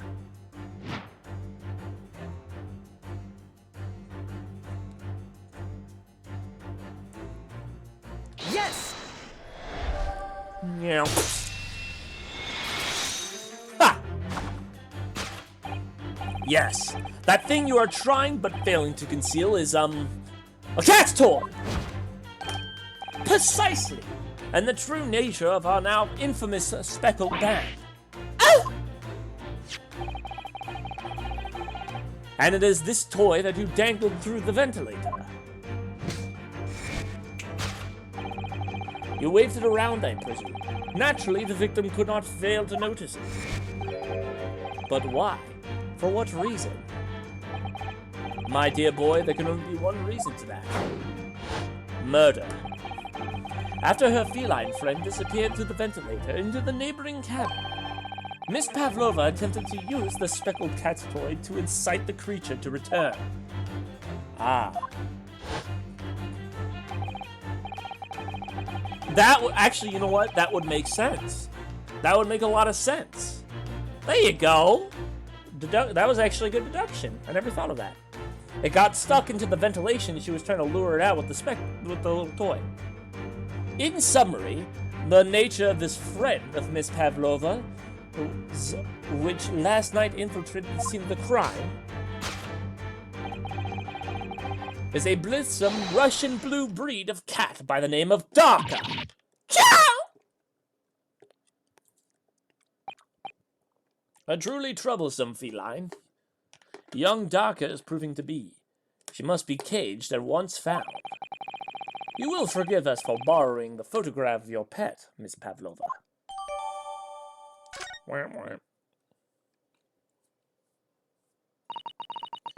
It was ever I gave her food last night. Oh, let me look at the evidence. Look at the evidence. Look at that, she got. Look at the little kitty. Does it have like scarring on its forehead? Do you see that? It's got like a weird symbol on its forehead. Nice forehead. That is when it happened. She scratched the back of my hand and then ran up the bell cord. Before I could do anything, she had disappeared to the ventilator. Alright, now to pin the crime on the cat. Darka is so naughty. She is so naughty. A beloved kitten. Death by a venomous snake bite. Moving on, we come to the heart of the matter, the grim demise of the victim. How did this young man lose his life, and why? According to the data of which I have appraised, it would appear there were no visible signs of injury. Ah! In fact, the circumstances of the victim's death can only be explained by a terrible venom. What Mr. Sholmes says is true. There was no sign of wound anywhere on Kazuma-sama's body. That's right. But Mr. Shum seems to be unaware of one very important detail. Kazuma wasn't poisoned. Yes, it would seem so. Let's give him the information he's missing now.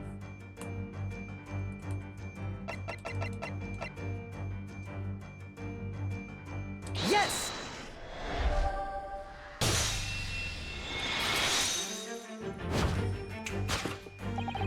In fact, the circumstances of the victim's death can only be explained by the post-mortem report. Ah, yes. I knew it was one or the other. His nick was... Indeed. The breaking of the cervical vertebrae is fatal. Only that gorilla...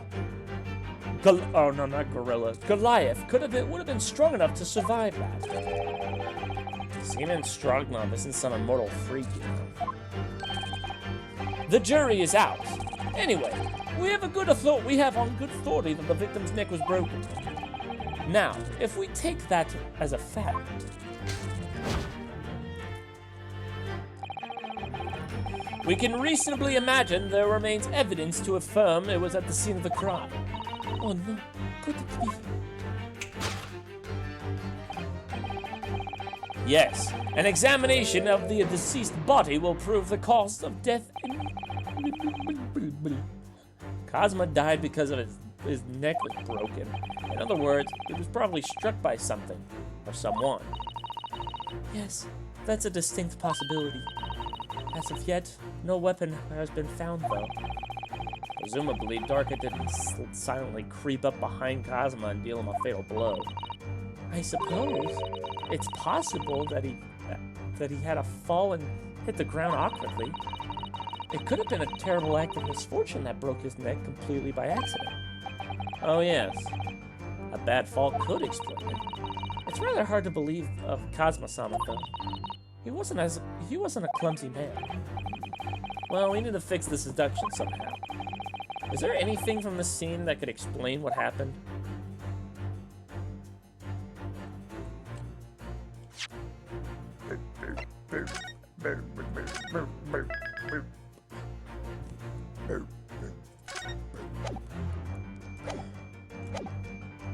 That could explain.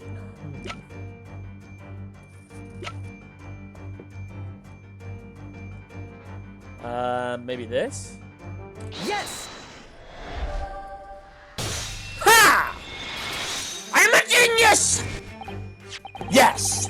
An examination of the floor mark will prove the cause of death conclusively. This particular mark, so prominently visible next to the victim's body, is a deposit of shoe polish. Shoe polish? Indeed.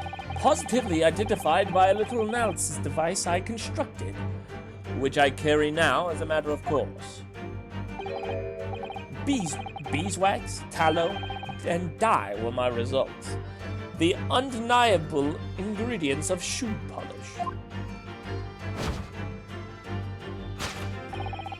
And the color of the polish is a perfect match to the color of Mrs. Sogi's laced leather shoes. Looking at this mark, it's not hard to imagine what happened. For some reason, Mr. Asogi must have caught his foot at some point on the floor and tripped. Please, no. And, by a dreadful turn of misfortune, caught his neck against some immovable object as he fell on the floor. Suffering a fatal blow to the spine, the victim's vertebrae shattered, and that instant, he lost his life. No!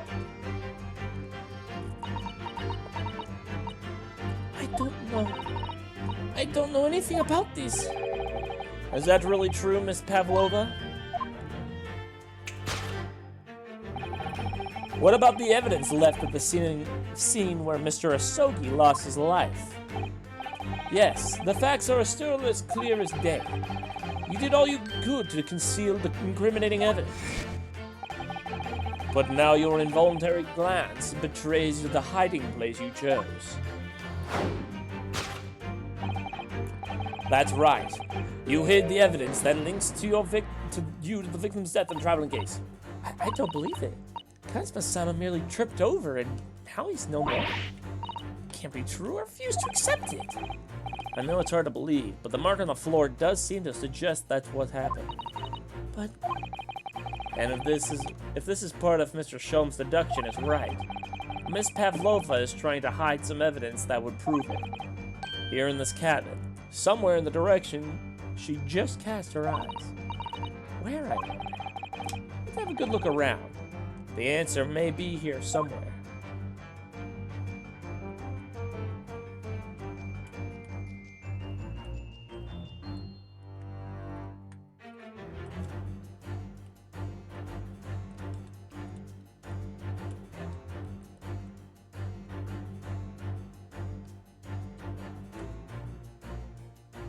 I don't think it's the tiara. Like, what the fuck was she hiding in the tiara? The wastebasket? Seems to be a wastebasket. Only started with the last name. Presumably there's not much in there. Oh, shit! What's that? A broken piece of glass, isn't it? Yes, it is. And I feel as if I've seen it somewhere. And it looks familiar. Perhaps if you put your mind... Oh, yes! Baby! Yeah. That's right. You hit the evidence that links you to the victim's death in the waste paper basket. Here we have a fragment of some intricate glass object. It would seem. One that has a familiar air, in fact. Precisely. We found another piece of broken glass on the floor in Mr. Isogi's cabin. And as you can see, the two pieces fit together perfectly. Oh no.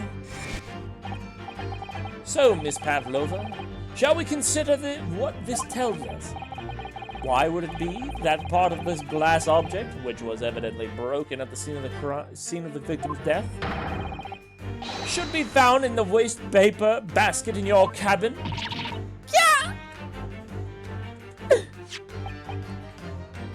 You're well acquainted with the glass bell, are you not? I don't know. Is that in that hushed accent of yours? In that hushed accent of yours won't save you this time, dear girl. Why? Because we have conclusive evidence linking you to the bell in question. What? Take it away, Mr. Naruhodo. Yes. The evidence linking to Miss Pavlova and the little glass bell would be...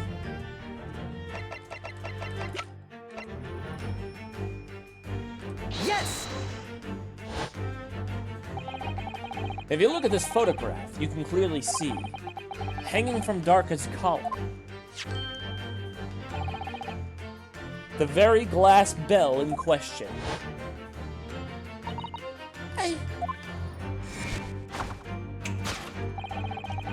The truth has caught up with you, Miss Pavlova.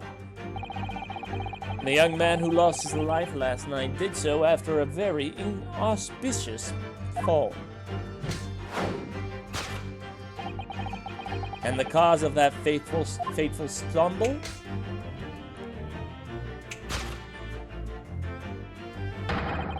Your absent feline friend, Darka!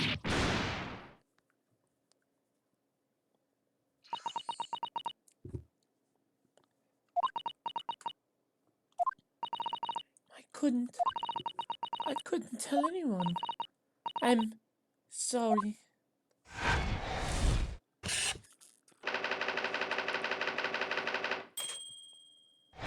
Womp womp.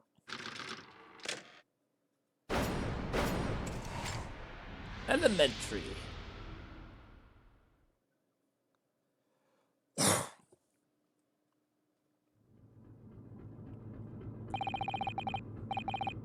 Why don't you tell us now, Miss Pavlova? Tell us exactly what happened last night. It was... a little after in the morning. 1 in the morning. It was so late, they hadn't had time to feed Darka. So I gave her some food. And then, all of a sudden, she scratched me and jumped out of my hands. People do say that cats can become very anxious and nervous in new environments. Oh. She was so fast. She disappeared through ventilator before I could stop her. And that's how you acquired the rather nasty wound on the back of your hand, I take it? Yes. And I have read the, rules on the wall. I knew that I was not allowed Darko with me. Yes. Modern science suggests that animals carry infectious diseases. It's a preoccupation. It's a precaution, really. So I listened and listened, trying to hear if there was some noise in the next cabin.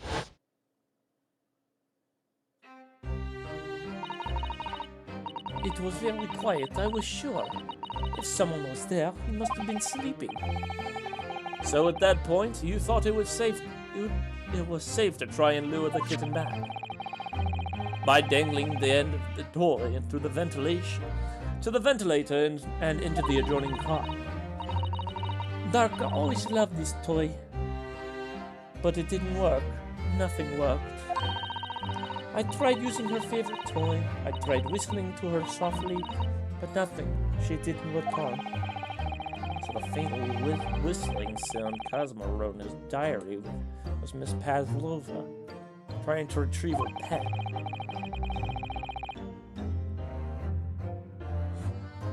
Cats have a propensity to remain hidden in the shadows when frightened. Yes. So Ho, ho, ho, ho!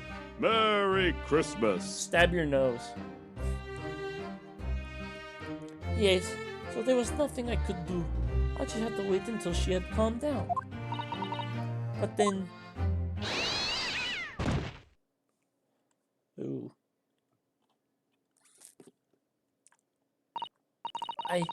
I had nearly passed out with shock. I heard her cry out and then... It was such a dreadful bang. And then afterwards, nothing. It was totally silent. Cosmo was.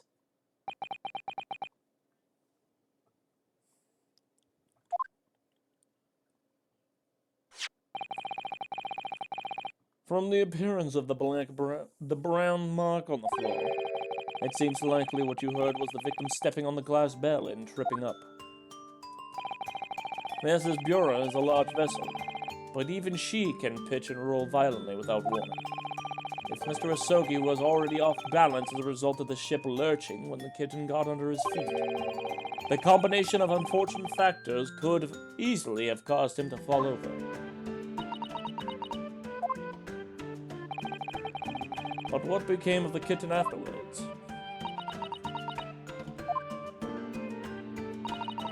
In the end, I managed to get her to come back to the ventilator.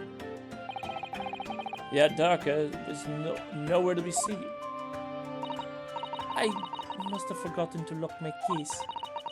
And now she's disappeared again. Gracious! That cat is as insufferably restless as I am. Well, he knows something about himself at least.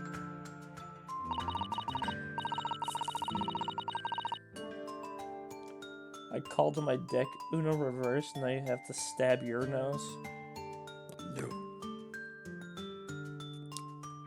I parry. I buried the platypus!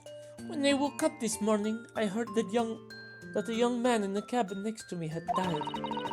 But I couldn't bring myself to tell anyone what had happened. I was too scared. Scared what they would send me back. Oh, hold on a minute. What about the snake? Right, you're right. Where is it? If the snake isn't your friend, Miss Pavlova, then whose is it? And where did it come from? What What on earth is such a dangerous creature doing on the board of the ship?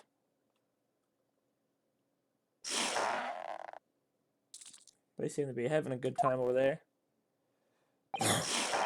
Oh, I didn't say? Snake is my friend. His name is Perosko. Hmm? What? What? The snake belongs to you. Ugh. The snake belongs to you. He escaped from cage when the emergency alarm sounded. I was looking for him. I did not expect him to find him in here. Yes, how did the snake get into his cabin? But animals are not permitted on board. Ha! We are at sea for 1 year. You want me to be so long without close friend, without someone who understands? Could you find someone a little more human who understands you better? But my dear burly fellow, a gargantuan venomous snake. Surely you could appreciate the danger you're putting everyone in. No venom. Roscoe does not have venom. He is harmless, very long, but very gentle. He is adorable, like Granny. It's venomous. Yes. Now he is hungry. He is in a bad mood, but once I feed him, you will see big smile. And you feed him what? Milk, I suppose? Bro, we've already concluded that he does not. Ha! Like they say they milk chickens? Ridiculous. Snakes that drink milk are only in stupid stories. Orozco eats mouses. Big, fat, round mouses. Ah. Oh, so... is that what that mousetrap is on the passageway out there is for? Of course. How else can I catch my friend's favorite food? Nothing says top of the food chain like look at their eyes right now. In a reverse is a parry. You can't parry a parry if you attempt to draw a penalty card. If you attempt, you draw a penalty card. No, you can parry a parry. It's called a counter. If he refuses to drink milk, can't hear a whistle, can't climb up a bell cord, and is not even venomous. How the deuce did something so inept land a starring role? It's not my fault. I do not make up stories. My Porosco has nothing to do with this incident.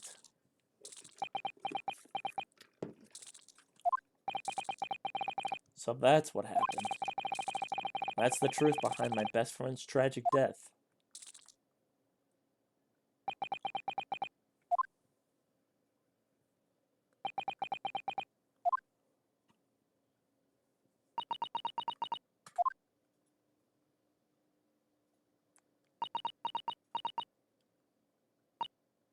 Miss Pavlova?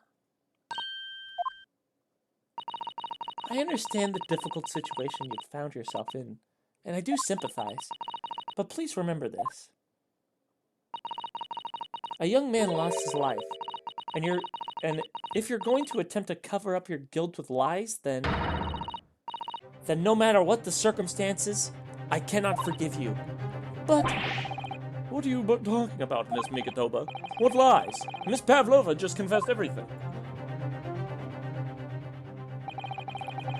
It was just a series of unfortunate events, an accident.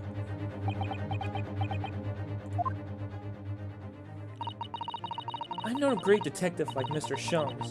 I don't have a gift for knowing the truth.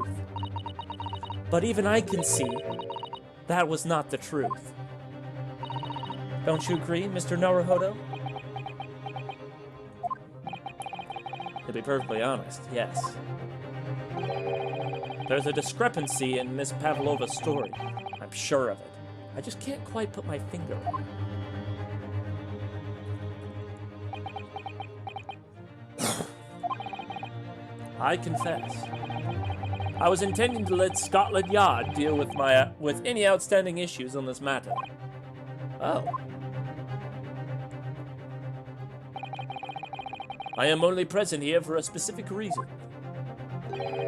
The truth is, you, Mr. Naruhodo, are simply a distraction. A distraction? I do hope you're not finding you've not been finding your shackles too uncomfortable. God damn it. Ah, not again. When did you do that? Essentially, they're on your wrists as a result of my intervention. I was rather hoping I could solve matters before we made our next port call. You were, Mr. Sholmes? Yes. But I overlooked one important detail. The deceased young man was a very close companion of yours. Was he not? Yes. Cosmo was my closest friend. I owed him my freedom even.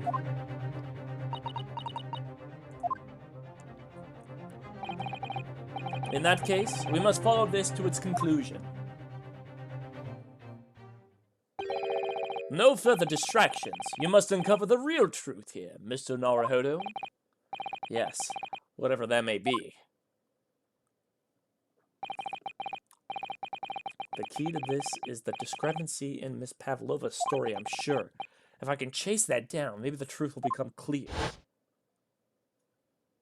The truth about how you really died. And how that scene in your cabin really came to be.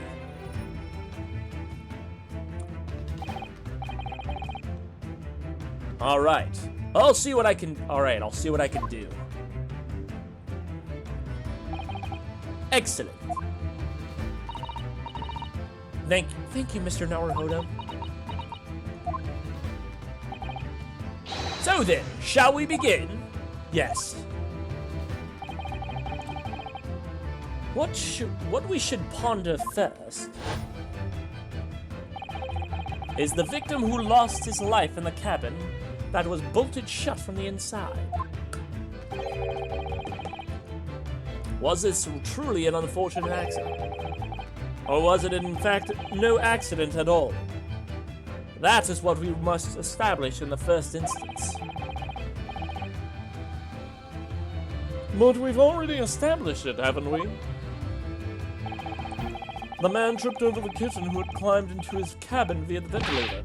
Tragic, yes, but still an accident. Hold it! Wait, let's just take a step back. It doesn't make sense if that's really what happened, does it? I'm going to have to ask you to spell it out for me, I'm afraid. Yes, it's starting to take shape now. There's a clear contradiction between the facts and Miss Pavlova's story here. The evidence is right here in Kazuma's cabin. The evidence is right there in Kazuma's cabin. It's undeniable. His death couldn't have possibly been a mere accident. Really? Let us show our hand, Mr. Naruhodo. Time to present the evidence.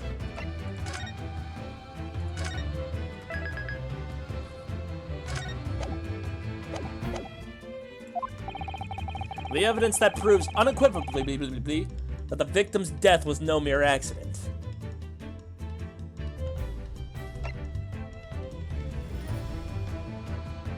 Is it this?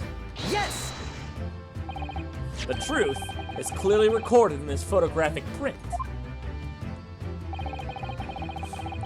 There is no way that Mr. Asogi could have left this message on the floor. That script, it's Russian, isn't it? Indeed it is. The word written means wardrobe. I see what you mean. Most people would leave a dying message in their native language, Japanese in this case. But maybe he was studying Russian. It is a simple language. He could have picked it up very fast. That doesn't seem likely. That's actually not the point. It makes no difference whether he knew Russian or not. Sorry? What do you mean? Exactly what I said before. There is no way that Mr. Asogi could have left this message on the floor. And the reason why is clearly explained in here. Damage to the cervical vertebrae resulting in instant death. Instant death. Instant death. instant ramen. Oh. Which means, after the victim fell on the floor, he couldn't possibly do the dinosaur. Because he was already dead.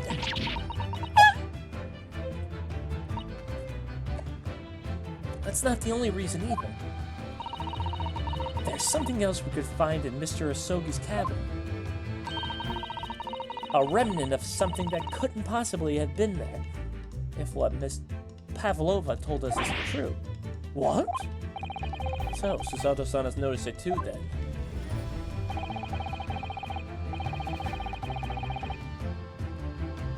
Putting this message on the floor aside, there's something else that gives away the truth. Another piece of evidence that proves this was no accident, in other words.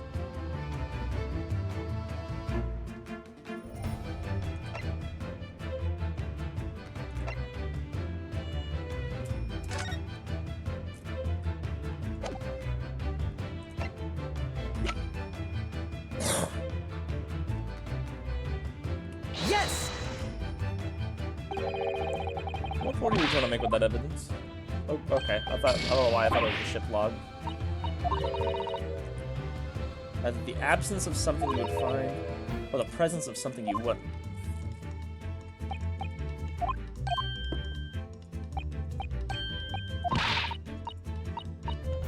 Well, more than Mr. Sholmes does. I'm gonna save right here.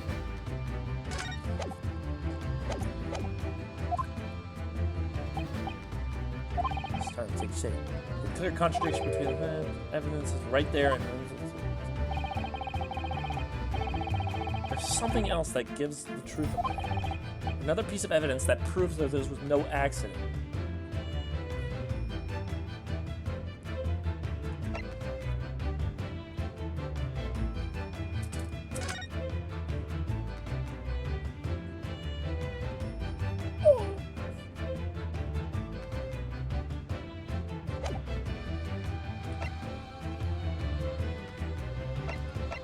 Yes! I was wrong.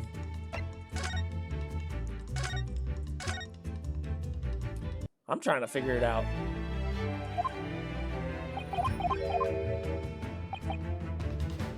Something else that gives away. Another piece of evidence that proves there was no accident.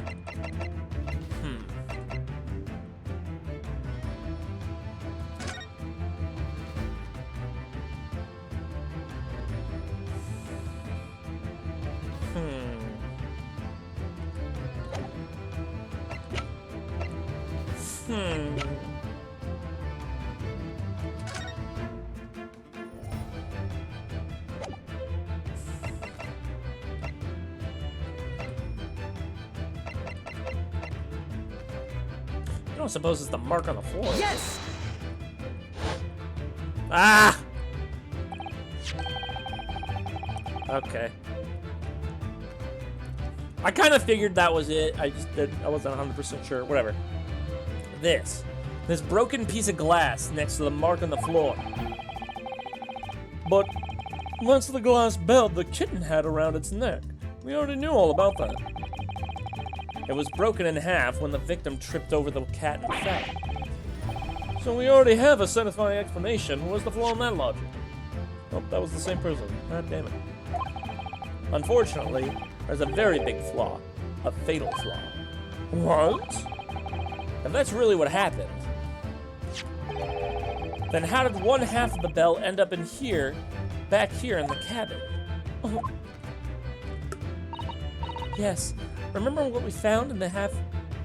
Remember that we found the other half of the glass bell in that waste paper basket. Would you care to explain that, Miss Pavlova? Oh, no. Both of these pieces of evidence clearly point to the same conclusion. That when Mr. Asogi died last night in his cabin, there was someone else in the room. And that same person deliberately arranged the scene to disguise the truth, in order to cover up his or her own guilt. Yeah!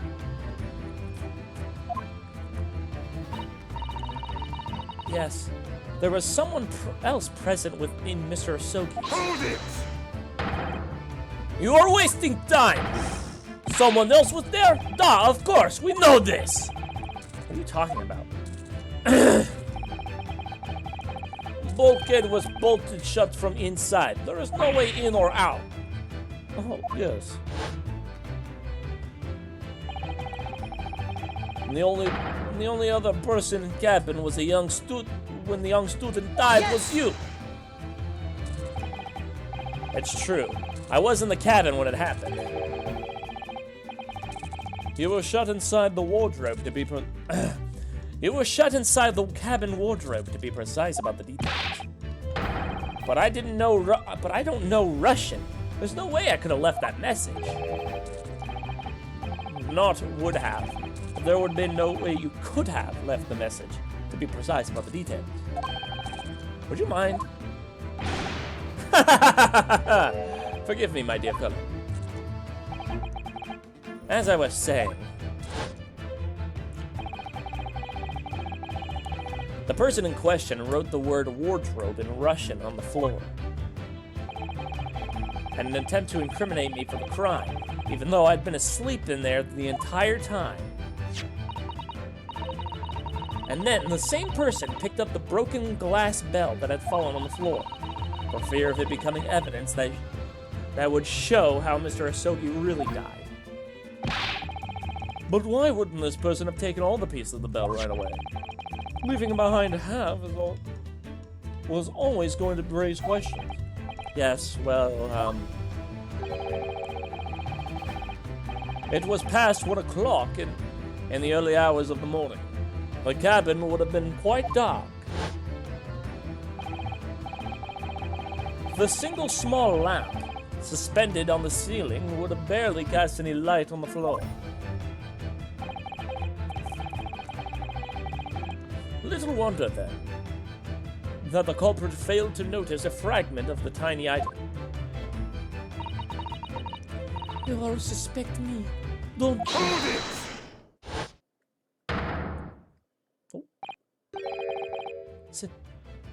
Seaman Stroganoff?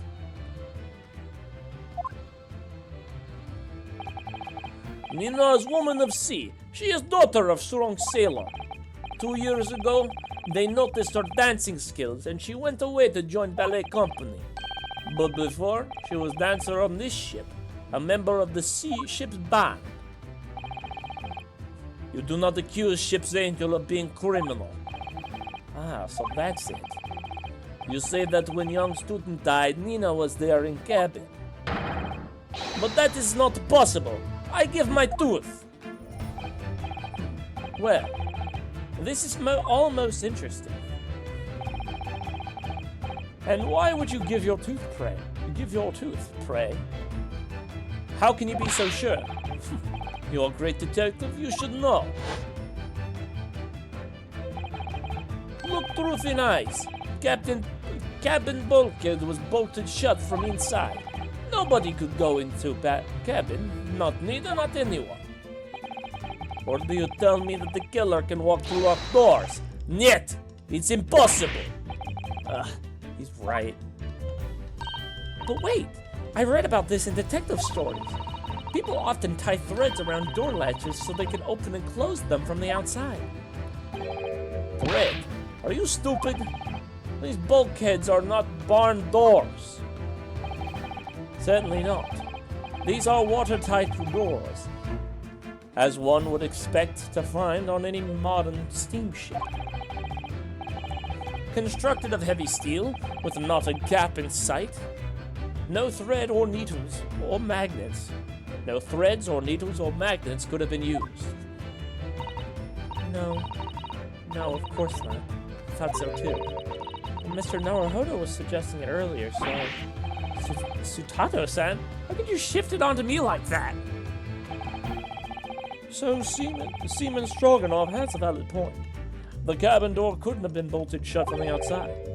Not necessarily. What? I put it to you that I could bolt this cabin door without laying a finger on it. And in this very cabin, we can see the traces of the method I have in mind, having been used before. I don't believe it. Well, Mr. Naruhodo, I believe you know what I mean, don't you? A way to shut the bolt to the cabin door from the outside? One way does spring to mind, yes. You really know what Mr. Shones means, Mr. Naruhodo? Yes, and so should you. Because we've seen it happen.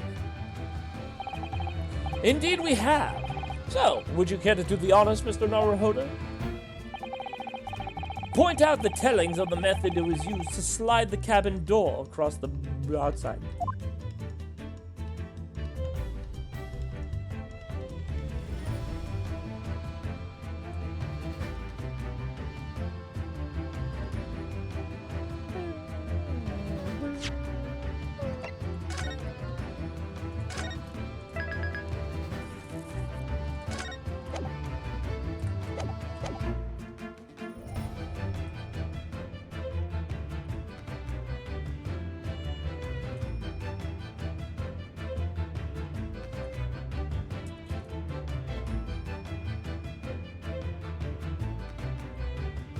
Yes!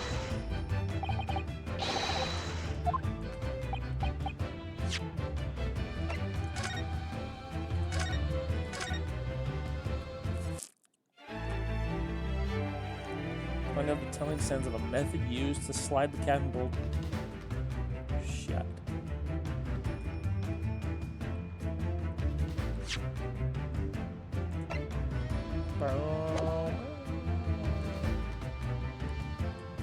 Is it this? Yes!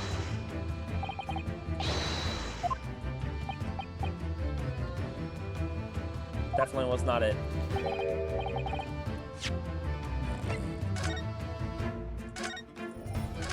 Pretty gamer. I know what it is, I just don't know how to present it.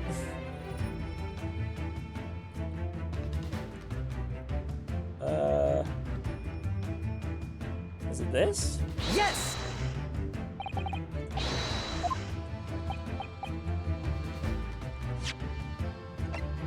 It's the fucking alarm.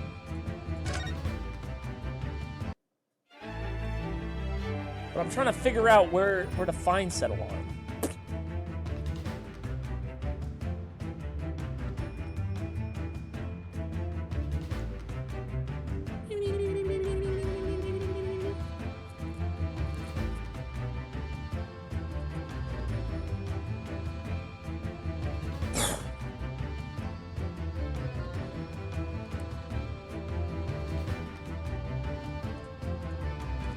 Put it in Yes! the bag.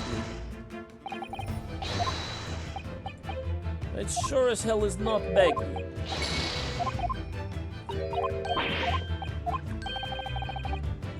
Oh, wait, hold on. Is it the bookshelves, maybe? Because they're tipped over, too? Yes! Look at the book. Ah, I was right. Okay, that's what I thought. Damn. I'm slow as shit. Look at the bookcase over there. See how all the books and things have toppled over? That must have happened when the ship made its emergency stop before. Yes, that's correct. It's a very powerful vessel after all. When the engines are thrown into reverse, the violent jolt goes across the entire ship. Any small objects aren't fastened down are bound to fall over. I believe. Yes, it's what's known as the force of inertia acting on the object. Is there nothing Sasato-san doesn't know? Or that isn't in her book, at least? Well, whatever it's called, the same force that pushed over those books on the bookcase also made something in this cabin move. The bolt on the cabin door. Oh! It was very obvious from the emergency stop that the ship made earlier. We had come into this cabin not long before, and we hadn't bolted the door. But then...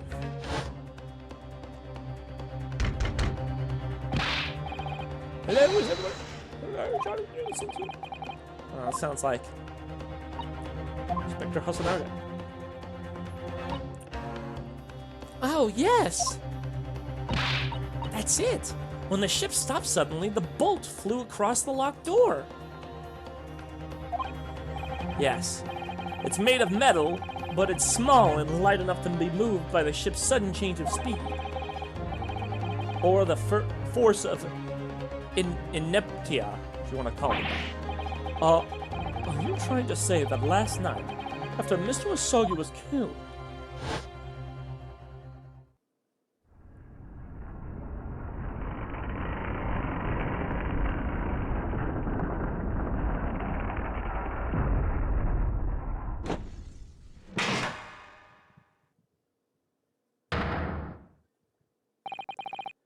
the SS Bura made another emergency stop? When I woke up this morning and looked around the cabin, I thought it looked a little odd. All the books and shelves were toppled over, and all the ornaments. It's almost as if somebody had run their hand across the shelves and deliberately knocked everything over. Yes, I remember that. And I stood them all up again, didn't I? Then, when we came into this cabin, we were surprised to see the same thing in here. All the books and everything had toppled over, just like Mr. Asogi's cabin. Oh my! Do you have anything to say about this, Miss Pavlova? Are you out of your mind? You said the Bureau made the emergency stop. It does seem a little far-fetched, but how could that possibly have happened? Unless you're saying the culprit is actually someone from the engine room. Oh, but it's simple enough. Are you forgetting about the button in the passageway outside? Used to trigger the emergency alarm? Oh yes, of course. There was a notice, wasn't there? Telling you to only press the buttons in times of emergency.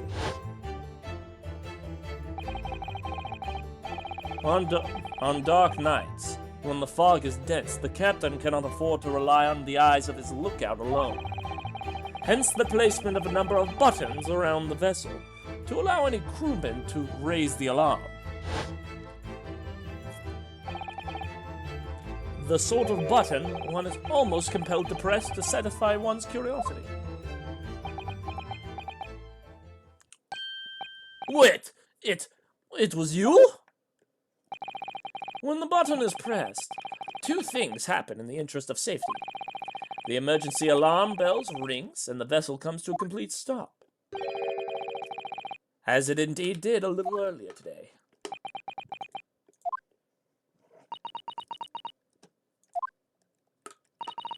Mr. Sholmes, surely it wasn't you who... As I always say, a button has but one purpose in life. To be pressed. Whatever the occasion. He sounds almost proud of himself. How dare you mess with ship! I report you to Captain. You are in much trouble now. Now, I'm sure all of that can wait until later. Let us not overlook the fact that we now have learned a valuable lesson. When the vessel makes an emergency stop, the bolts on the cabin doors slide closed. So, what we must consider now... Yes, it all comes down to one thing. Last night, after what happened to Mr. Asogi, did this ship make an emergency stop, or did it not? You are idiots. Murasa is a huge ship with many passengers. We make emergency stop even in middle of the night. There would be chaos everywhere. What are your thoughts, Mr. Naruhodo? Well, it's certainly possible that some kind of emergency happened last night. We have evidence to support that idea. Really? What evidence, Mr. Naruhodo? Fascinating. Do tell us, my good man. What evidence promotes the theory of some kind of emergency grip this vessel?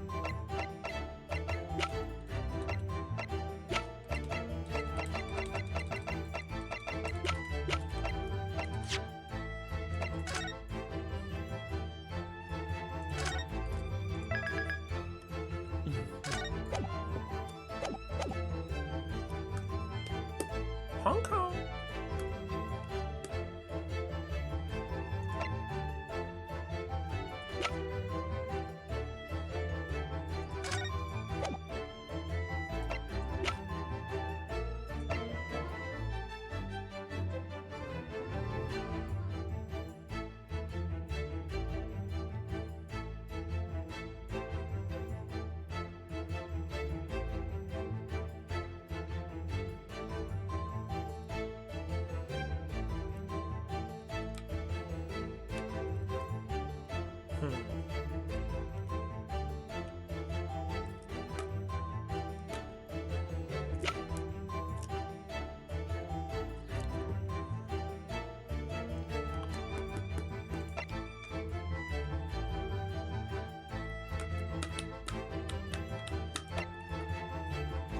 Yes!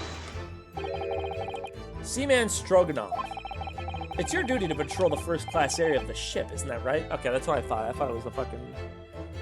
Because he didn't write it down. He didn't write it down. He didn't write it down. No write down. No downright. Bah.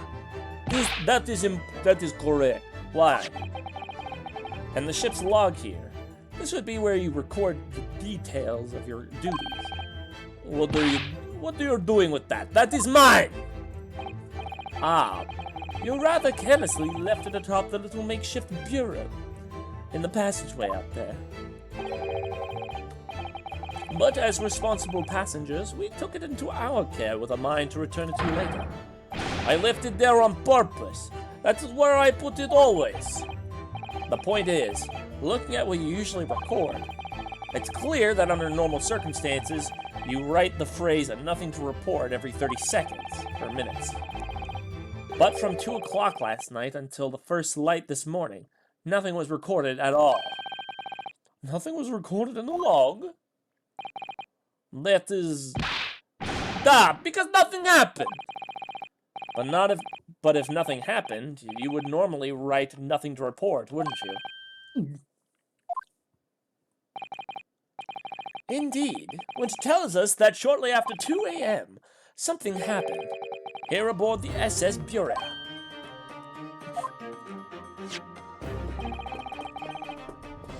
Something sufficiently significant to make you forget to fill the ship's logs, in fact. Are you suggesting that the ship really did make an emergency stop in the middle of the night? Stop talking rubbish! If I'm perfectly honest, I find that a little hard to believe myself. Oh, why? Well, because of something as major as an emergency stop really had happened. Surely all of us would have noticed. That's very true. Thanks to the emergency stop we experienced earlier, we all know what it feels like now. The ship lurched so violently, and the alarm bell was so loud. I can't imagine that anybody would sleep through that, even if it happened in the dead of night. Well, no, that's a good point.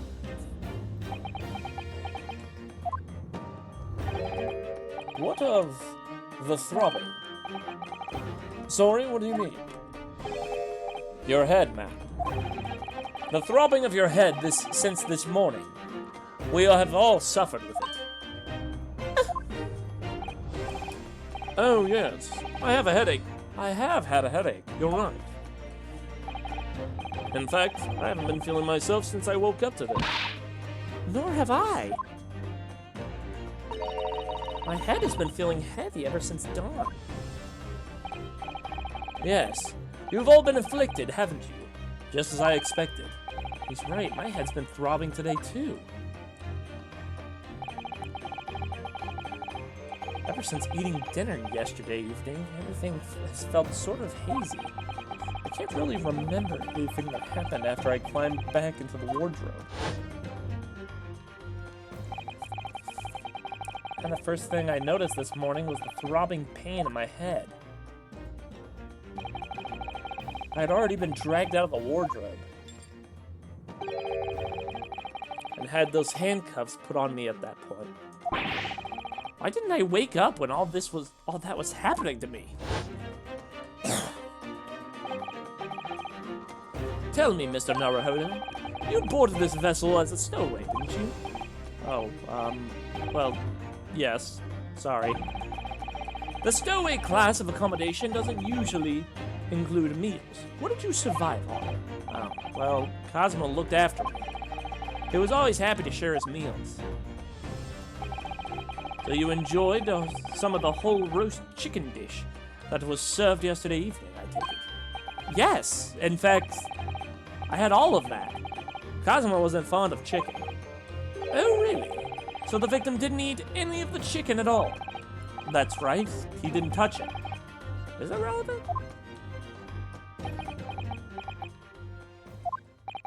My dear fellow, does that not strike you? Oh! Mr. Sholmes, do you mean to say that there was something wrong with the chicken? I do.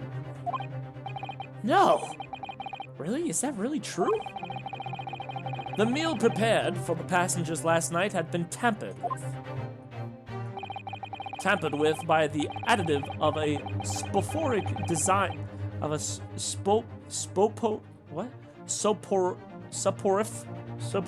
how the fuck do you say that? I want to look this up because I want to say that's right. Otherwise, Matt's gonna yell at me.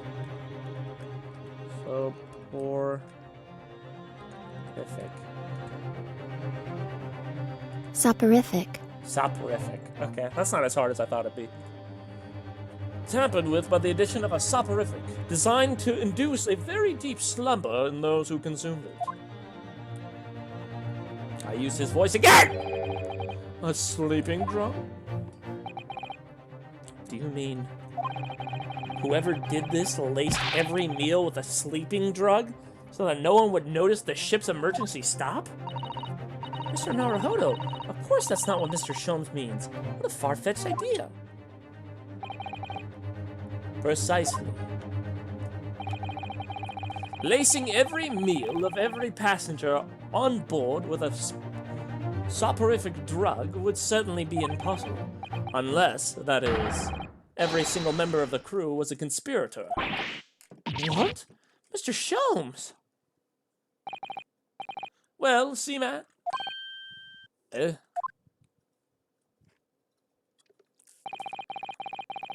I'm sorry to say that any more deception in this matter will get you in nowhere.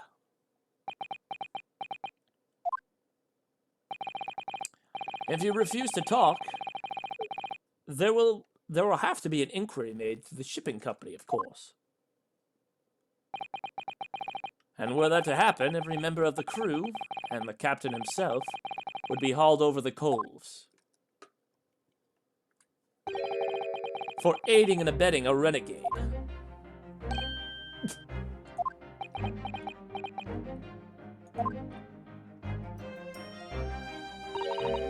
Please, no more. I will tell you everything. Eh?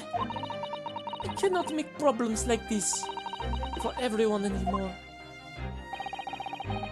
These crewmen were your former comrades, I believe. Yes. So when I decided to run away, I asked them to help me. We all agreed to help. Everyone together. She threw away everything. Her fame in the ballet, Mother Russia. We wanted to help our angel. I don't believe it. You are right. We put sleeping drug in chicken last night. Yes, I remember now. I did notice chewing on a lump of something strange and bitter at one point. Bah, we could not make all drug. How do you say, dissolve? Talk about heavy seasoning. At midnight, in waters near Shanghai, we brought our angel on board. She was helped by comrade on shore with a small fishing boat, while all the passengers of the SS Bureau slept soundly. Thanks to the almost magical effects of the slumber-inducing potion, the evening meals had contained. So, if that's what happened, the only person awake on the ship last night were the crew, the people who disliked chicken, and the newly boarded passenger, Miss Pavlova. And that means it would have been possible for you. You could have used the emergency stop trick to lock Kazuma's cabin door.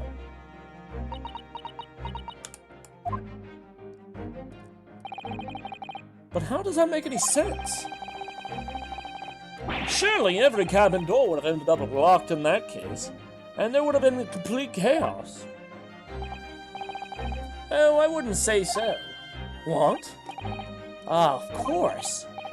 Just like us, all the other passengers would have eaten their evening meals of chicken in their cabins, after which they would have been overwhelmed by tiredness because of the sleeping drug.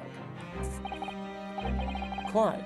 And accordingly, all passengers was already in their cabins for the night.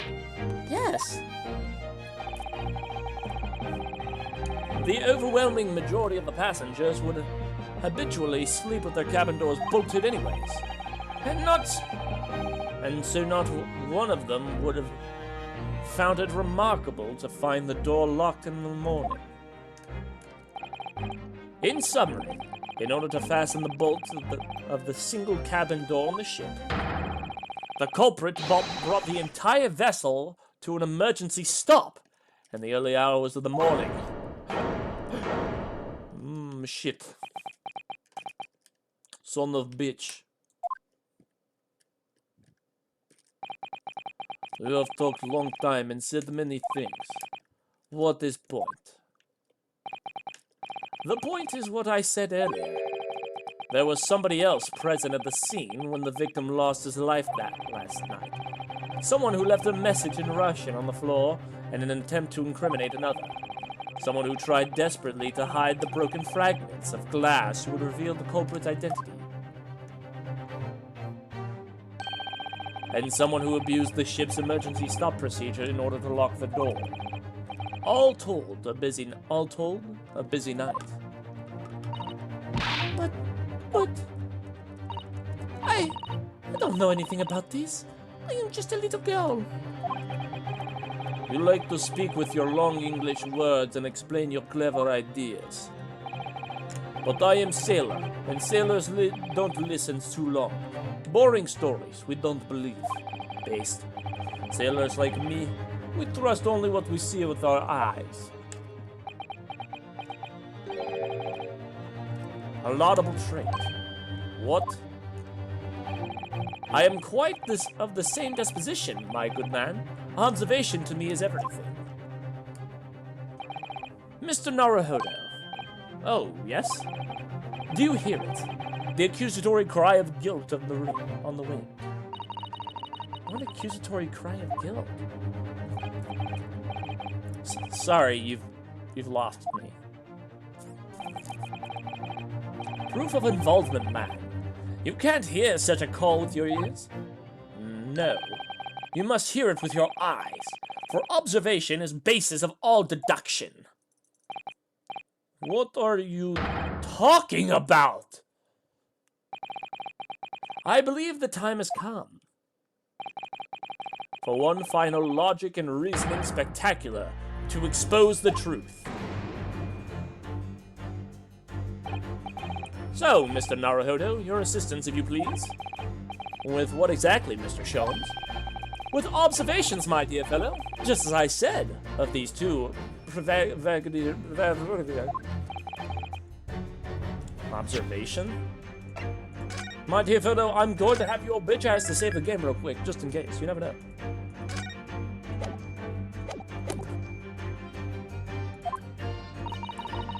If you remember, Mr. Naruhodo, we know that somebody tried to fabricate evidence, don't we? By tampering with the scene of Mr. Osogi's death. What we were looking for is some trace of evidence that one of these two was there when it happened. Precisely. You are delightfully quick to grasp my meaning. Alright, I'll see what I can see. So we're looking for a trace of evidence that shows someone else was there last night when Kazuma died.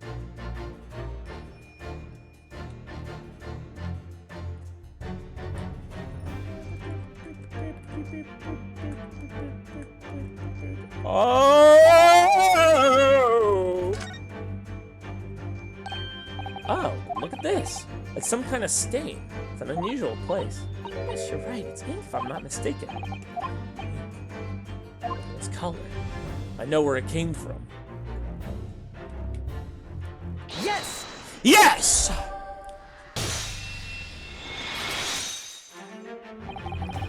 Seaman Stroganoff. You seem to have quite a large purple stain on the back of your white uniform there. Yes, I don't know where the dirt comes from. So nothing in particular comes to mind about the stain? What are you trying to say? It would appear the significance of this stain has escaped your attention, Seaman. Allow us to make it plain. It's a very large purple stain on the back of Seaman Stroganoff's uniform. I think what made it is clear.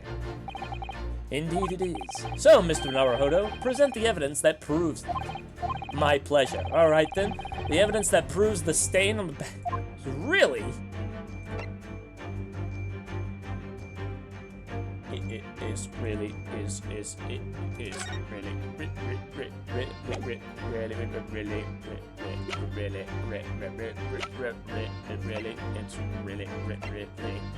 Yes!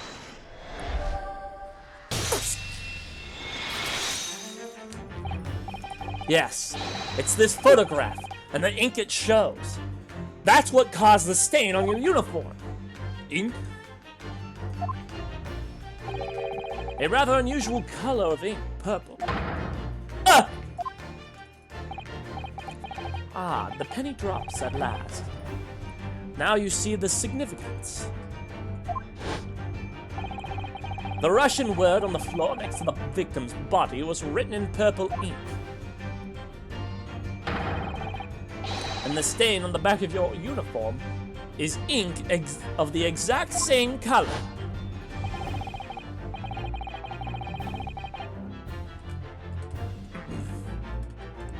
If the ink had been dry, it couldn't possibly have stained your uniform in that way. Which means you must have been present in the cabin in the moments immediately after the ink was spilled. Alright, yes. It was me, I did it. Everything. I arranged everything in dead student's cabin to make it look like Wardrobe Man did it. Then I pressed button to make Buria do emergency stop and bolt cabin doors shut. I did everything so no one would suspect our angel. Beef, please. Don't worry, Angel. Let me do talking. It was after 1 in the morning. I was on duty, patrolling passageway. Then our angel came to me. She was white like sheet. Please, you must help me. I went with her, and the door on cabin number 1 was open. When I look inside, I saw student boy on floor. What happened here? Please, don't tell anyone. My little one, my little furry friend. Everything that happened in cabin is like Angel told you. The kitten escaped through the ventilator into Mr. Asogi's cabin, and then he tripped over it and broke his neck when he fell onto the floor. Yes, that is right. So after the incident when the cat ran away, Miss Pavlova then visited the cabin next to hers, only to find its occupant lying lifelessly on the floor. She said she was worried when she heard sound of something falling on the floor. And that's when she went to look. No, Angel?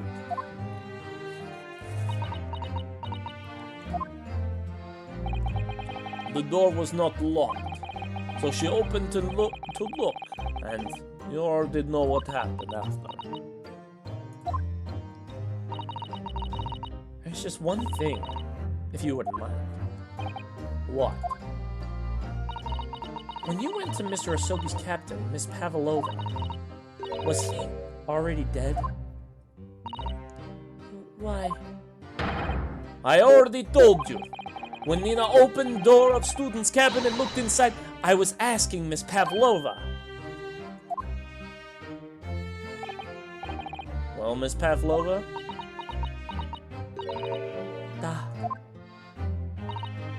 Oh. Yes, that is right. I saw him. It was dark, and he was wearing black, but he was on the floor, not moving. I was scared.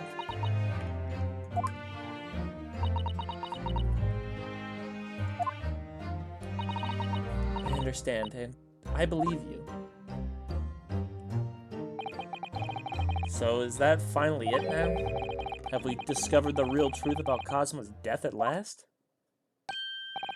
Ah, something nearly slipped my mind.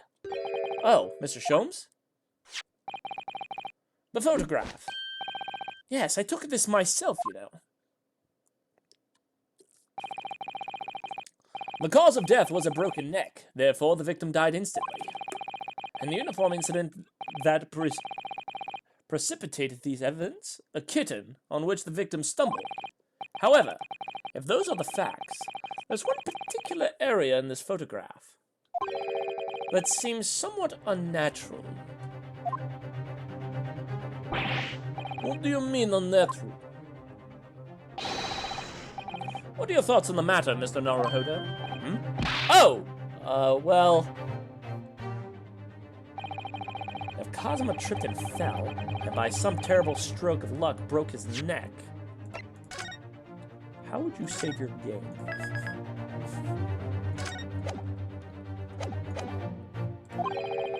Which part of this photograph seems unnatural?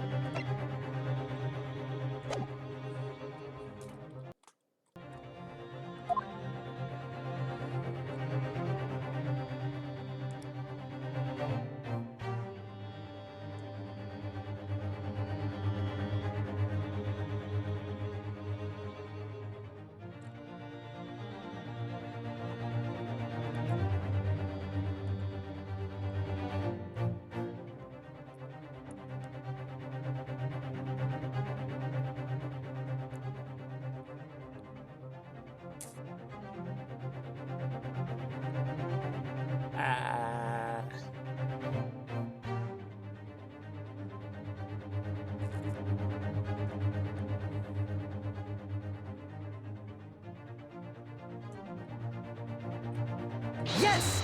Is it the fact that his eyes are closed? It sure as hell is not. How did he close the eyes?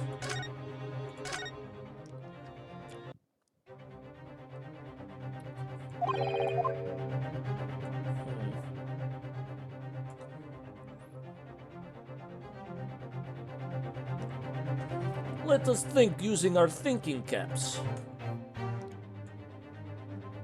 Pavloblowski. Is it perhaps...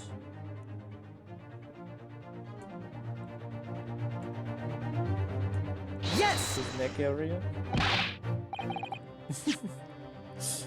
It is not. Trying to figure this shit out is hard on me. Hard on.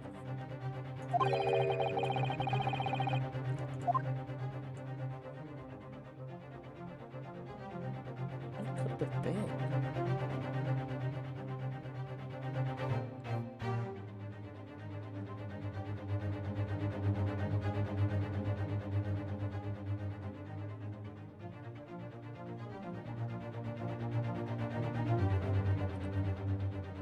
Yes!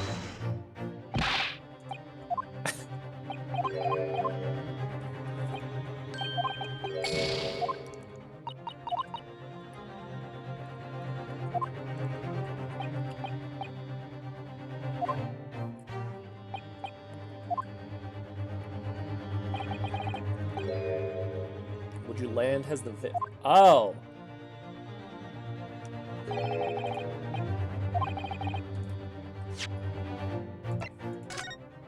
Is it his knuckles?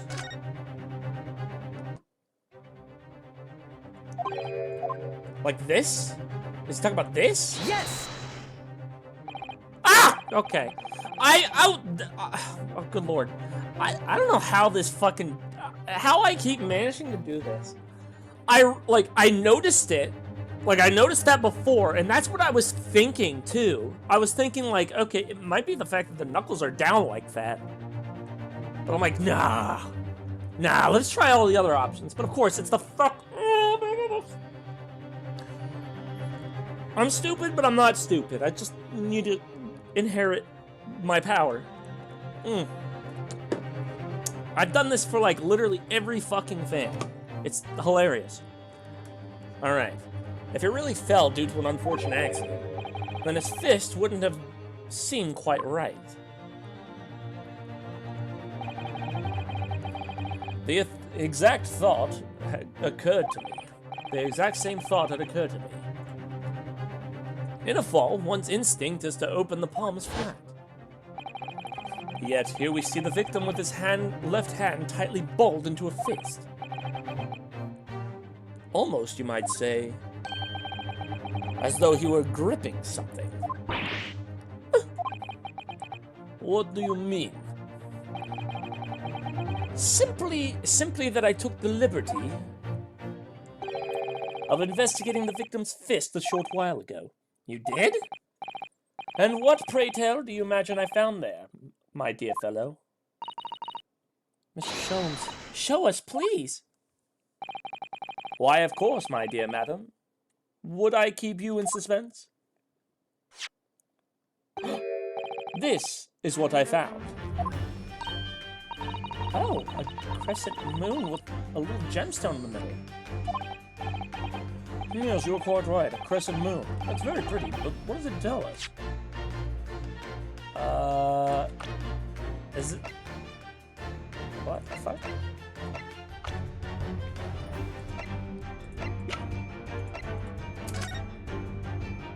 Okay, no. I thought that was like her earring or some shit.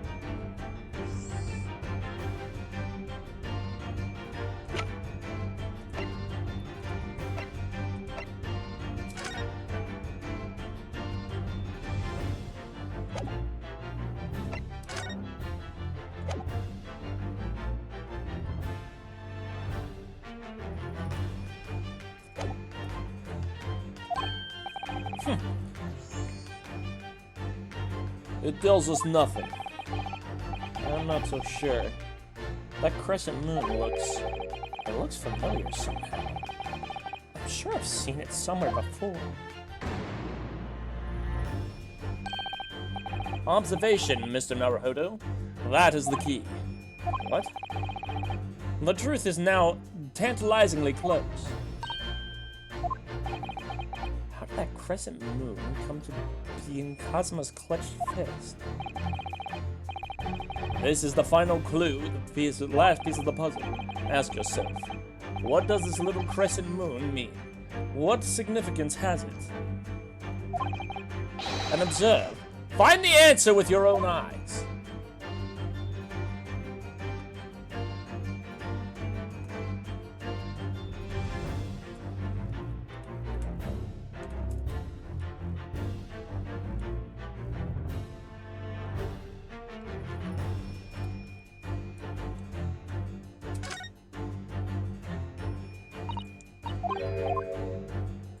Wah, wah.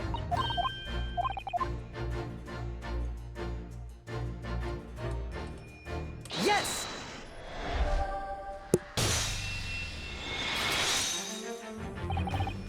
Miss Pavlova, on your ear there.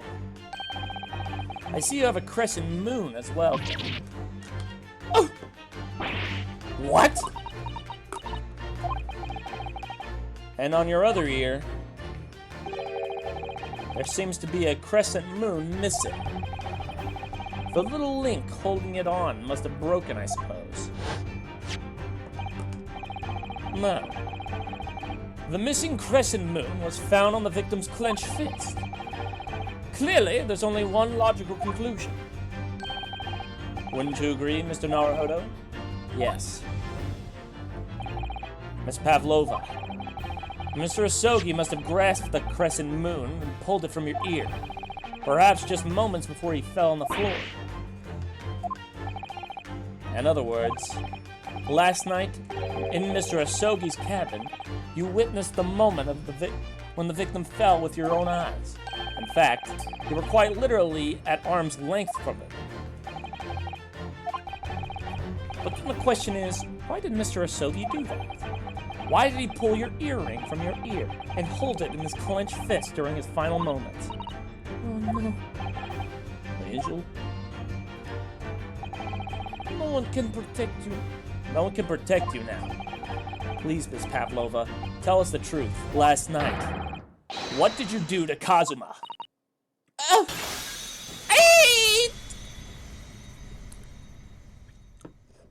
She fucking died. When I think about everything that happened yesterday, it was too much. Running away, the fishing boat in the middle of night, trying to climb onto this huge ship, and then when I was at last in this cabin and I could relax after this horrible long day. Darka, wait!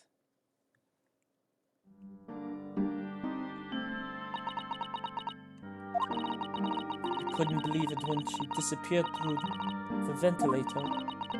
I tried to call her with a little whistle. I tried waving her favorite toy, but nothing worked.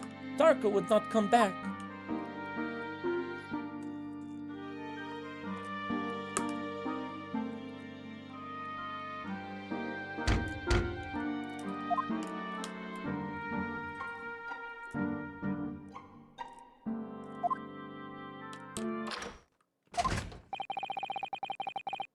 What are you doing at a time of... What are you doing here at this time of night, Inspector? Or is it him? Oh no, Inspector.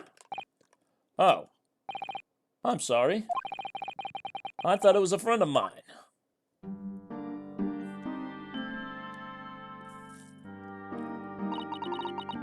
The young man from your country. He was very polite and kind. He helped me find Darka, and he promised not to tell anyone. But then, when I had my friend in my arms again, and I was going to leave the man's cabin.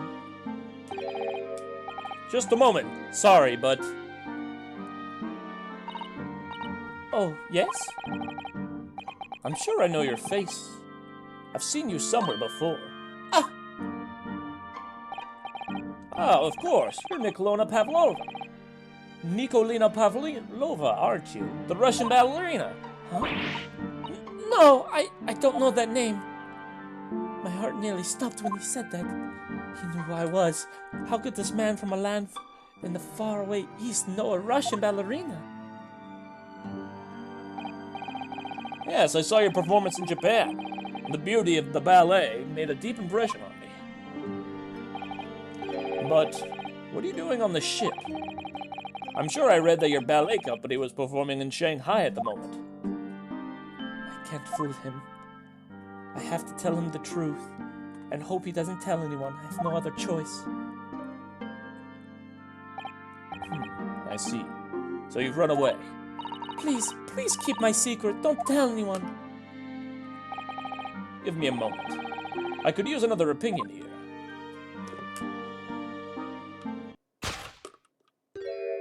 He's going to pull the cord. He's going to tell the captain. Why did I think I could trust him? Then it happened. Everything at once. It was only a second, but it felt like forever. Wait! I shouted, and then Darka jumped out of my arms and down to the young man's feet. And as he turned around to look at me,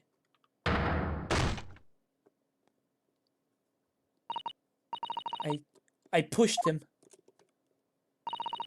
I don't even know why. I don't even know why I did it. I was just so scared. And I had to stop him from telling anyone about me.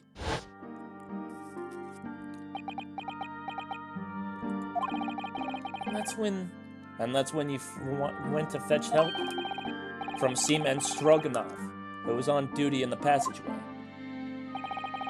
I heard Nina cry out and thud on floor, so I ran to her. She was standing at cabin door, shaking like leaf. She looked at me and said, "Help me, Biff. If they find out, I will be... Please, I have nowhere to go." So you decided to help. And that's when you arranged things in Cosmo's cabin to make it look like I did it, so that nobody would suspect the passenger in the cabin next door. Yes. I went into the cabin and I looked around to make sure there was nothing to show Nina was there. And then I found Stowaway in wardrobe, still sleeping.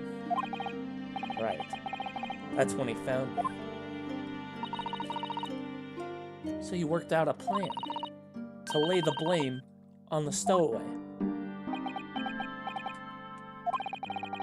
I closed wardrobe doors and put back strange paper sign. Luckily for me, the only reason Sasato-san started to believe me is when I said I was innocent. I dragged young man's body to good place. To good place, use the ink that was spilling to write on floor. I write Babylon, so that person will find him and look inside wardrobe to find Stowaway. So tell me, what of the glass bell? It was by my feet, so I picked it up. I see. It was in the dark cabin. I didn't notice the other half. Then Angel went back to her cabin, and I finished job by pressing the emergency button in the passageway. Yes. Accordingly, the SS Buria did indeed come to an emergency halt at a little after 2 a.m., thus enticing the bolt to the cabin door to slide shut, creating a locked room mystery.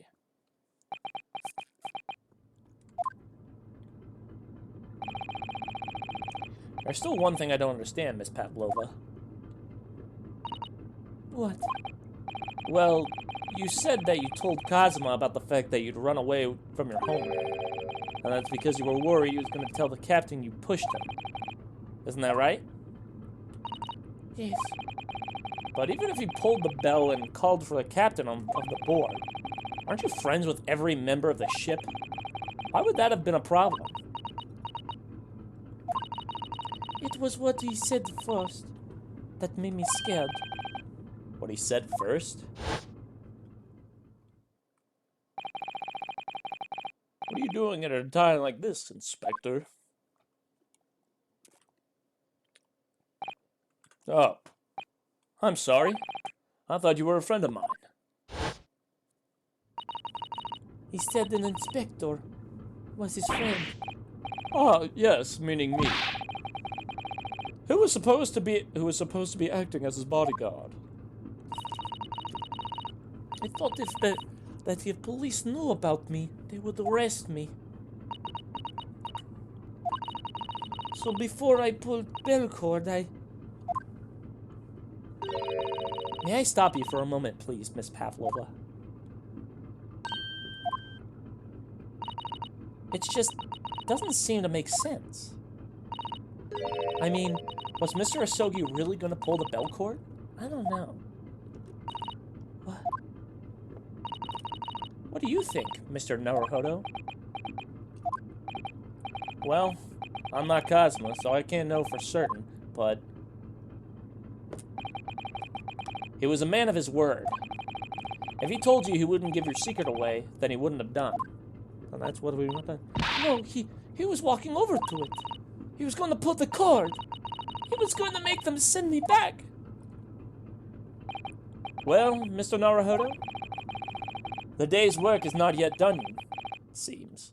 There is one more deduction to make. What? Another deduction? Yes. What action was the victim really about to take at that moment?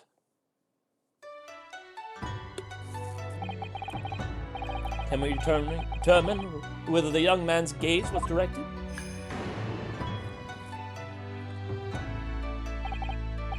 First, consider the victim's location in his cabin. That's easy. Okay, yes, we know who it was. This is easy. That's one thing I learned today. I mean, that... What was Cosmo looking at?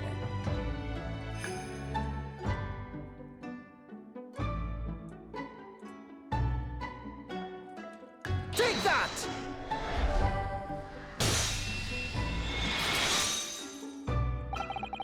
Considering everything that had happened last night, certainly it may have looked as though Cosmo was going to ring the bell cord.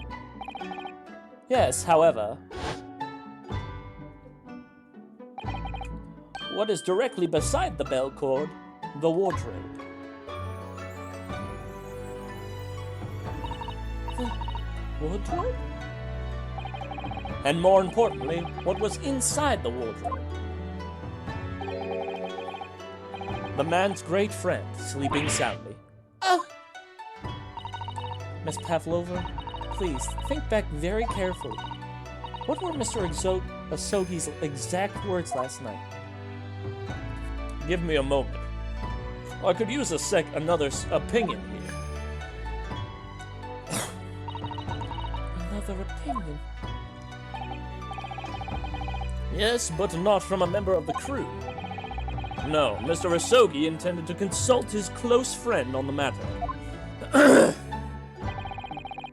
To see if, between them, they might be able to help in some way, no doubt.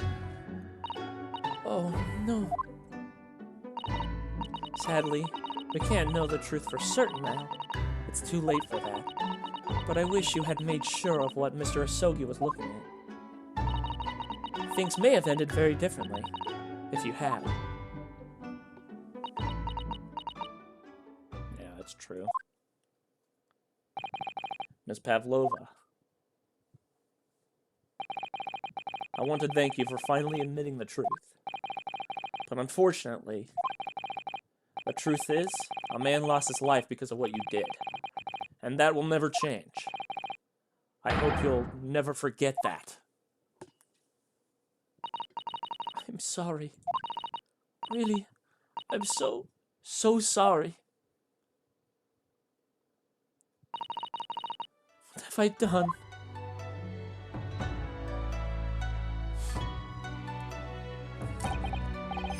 And so, at long last, the mystery surrounding the tragic accident on the SS Bureau was finally laid to rest.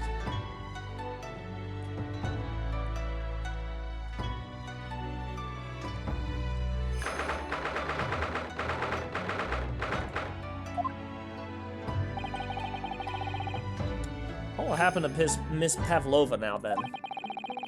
Once we reach Great Britain, she'll be handed over to the British police at Scotland Yard. What about the fact she's a runaway from Russia? Won't the Russians try to reparate? Is it reparate? Repatriate? Whatever. Her? Apparently, the English detective can speak to the immigration office and sort all that out. So Shons can do that? So she won't be going back to Russia then? No, I don't think so. Even if she wanted to return in the future, I doubt she would be able to. She ran away, so now she's in exile for life. I see. I am sorry. Seaman Stroganoff? I wanted to help our angel, no matter what, but I didn't think about you, and how you lost your good friend. I will go with Mina. I will give myself to British police. That's kind of you. In the meantime, thank you for letting me go free. Again, Cosmo's death feels like such a waste, but Well, do what you can for Miss Pavlova, you know, won't you? Ah.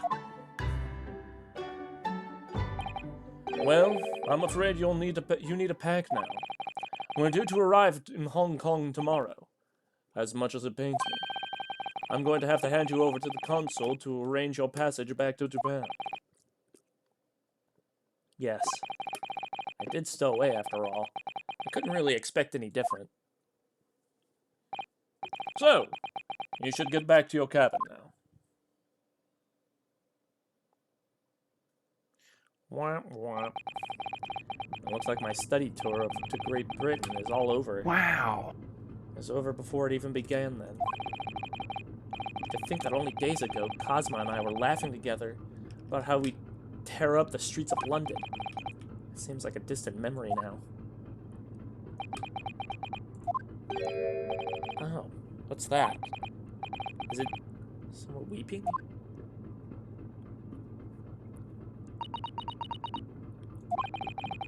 Susato-san?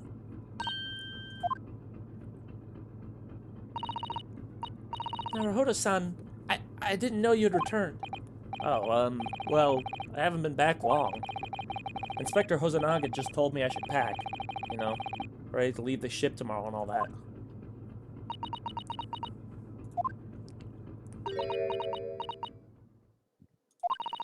I still can't believe this has happened. I can't believe someone's life can be over just like that. Susato-san.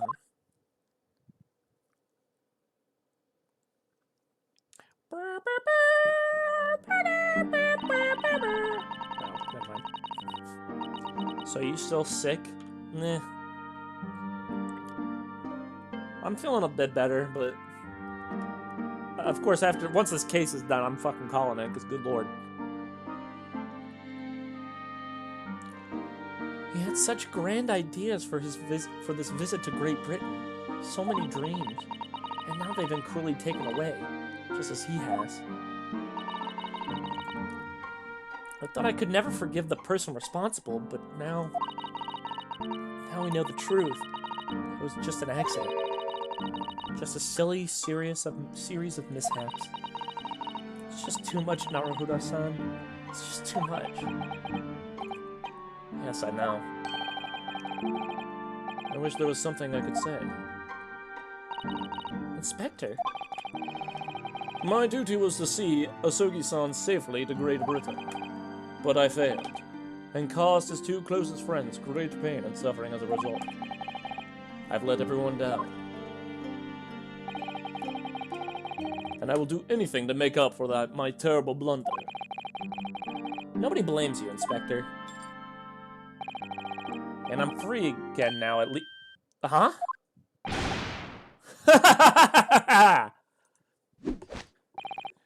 Surprised, Mr. Naruhodo? What is the meaning of this?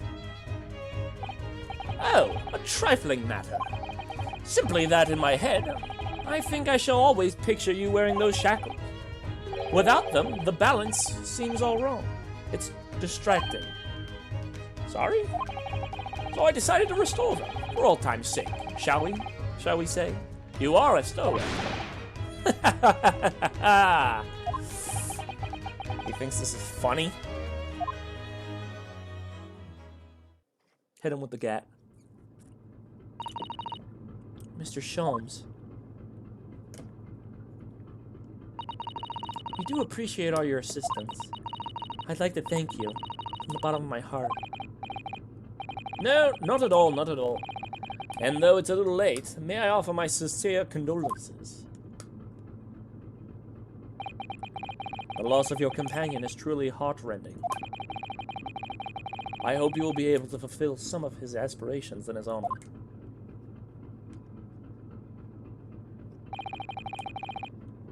I'm afraid that won't be possible. We shall be disembarking at the next port in Hong Kong. We have to return to Japan and make a full report about everything that's happened. What? Wait a minute. It's just me that has to go back, isn't it? I mean, I was the stowaway.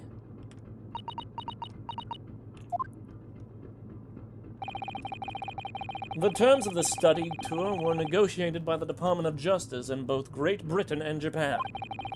It was to be 1 lawyer and 1 assistant. Was to be? In the light of Mr. Asogi's unfortunate death, I'm afraid the study tour can no longer go ahead. Oh no. I don't care for me, but poor Susato-san. My dear fellows, the majority of problems have an extremely simple solution, you know. All you require is 1 lawyer, and the study tour can continue, surely. But there's no one else with the necessary qualifications, Mr. Sholmes. We know of no other lawyer. Qualifications, you say? Any qualifications obtained in your own country will be of little value of Great Britain, I'm afraid. Oh, but anyway, the voyage to London still promises a good month of time. Ample opportunity, I would say, to find yourselves another suitable lawyer. Yes. Mr. Sato? Yes? Do you think perhaps I might be able to do it? But you're not a lawyer, Mr. Naruhodo. Oh, unless... Are you studying law? No, I'm not, but... I'm sorry, but in that case, I don't think there's even a chance it could work. But as I said, there is still more than a month before we reach England's shores. Isn't that right, Mr. Naruhodo? Yes, I have a month in which to study, to learn what I must to become a lawyer in Great Britain. Mr. Naruhodo? That's ridiculous. Are you seriously suggesting anybody could learn all that in just 40 days? There's only one way to find out. I would work my fingers to the bone, Inspector, every single day. Will you let me try? And if, by the time we reach Great Britain, I haven't learned enough to be recognized as a lawyer, I'll take whatever punishment is deemed appropriate. But why put yourself in such a difficult position? For Kazuma. He said there was something he had to do in Great Britain, and that he would sacrifice anything to make it happen. He was passionate about it. I can't let all that passion just come to nothing. And anyway, for my own benefit too. It's for my own benefit too. I will become a lawyer. I have to. What do you say, Miss Susato?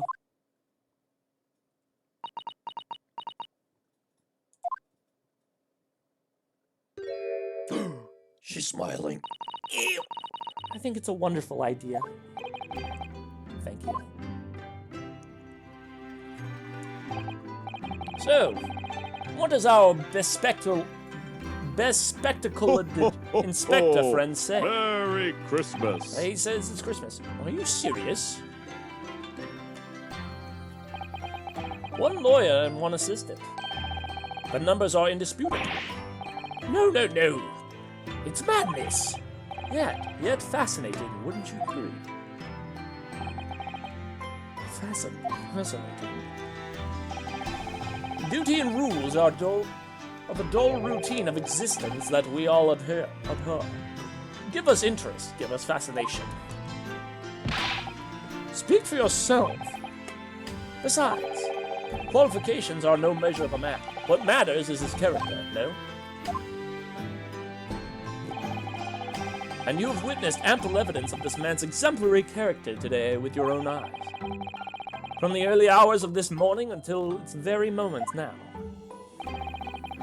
Despite contending with the passing of his close companion, and despite the accusation of guilt, this man has shown resourcefulness, intelligence, and above all, courage.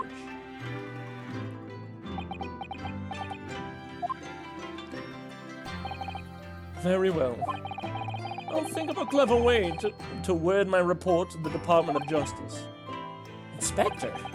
After all, I did just make a promise, didn't I? I said I'd do anything at all to make up for my shortcomings here. Oh, thank you, Inspector. If you'll excuse me, I must pay a visit to the captain's quarters, I think. I need to discuss what to do next, and how best to make my report.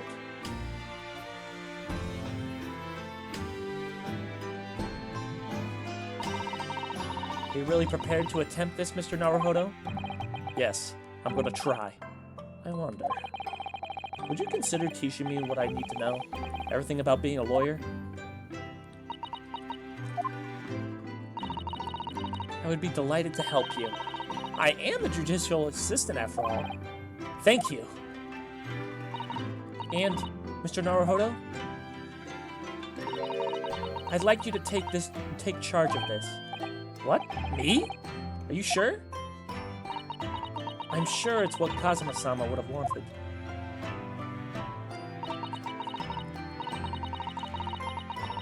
Its name is Kuruma. It's a great sword that's been in the Asogi clan for generations. Very well. I accept. I'll treasure it always.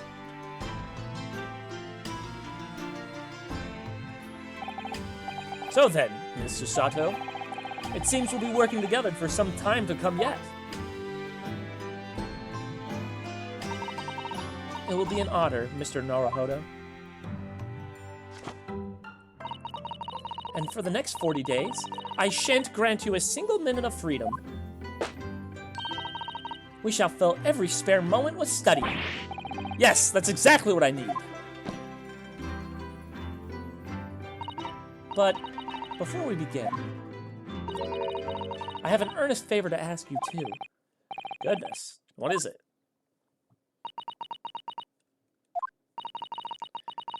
Please throw me to the ground.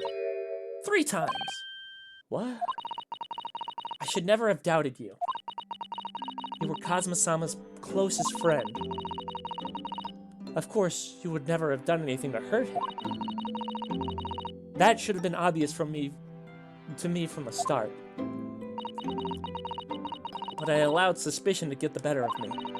And no matter how upset I feel, it was completely unforgivable behavior. No, you were in shock. You just found out about me stowing away. And the cabin door was locked for... No, I won't let you make excuses for me. Whatever the circumstances, I never should have thrown you.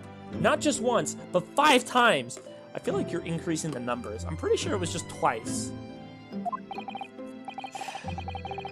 The number keeps creeping up, doesn't it? Please, you must. Take a hold of me and throw me. Do it! Don't even think about it.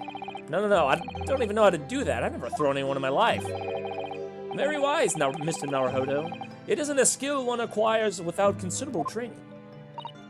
Oh, Mr. Sholmes. I observed your throwing technique several times with great interest. I confess I am most impressed. When did he see that? I presume that would be a form of Japanese wrestling? Oh, well, in a way. It's not wrestling, but my own interpretation of an ancient jujitsu technique. Apparently, it's called the Susato Takedown. It leaves your head swimming, believe me. How good be you? I am a practitioner of the combative arts myself. I am a somewhat accomplished boxer. There he goes, dancing around again. I wonder if you'd be so kind as to instruct me in your technique of your arresting throw. Yes, I'd be honored. Then let us not dally. Demonstrate, my dear madam. Oh, of course. Are you ready, Mr. Oh no, that bitch is gonna throw me. Sorry. Hey-ya!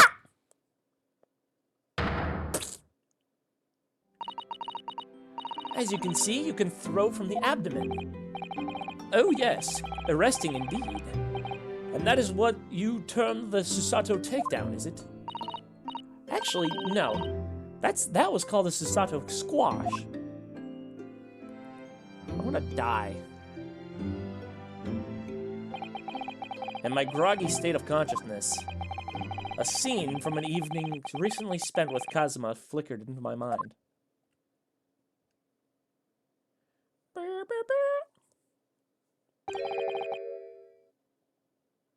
Karuma?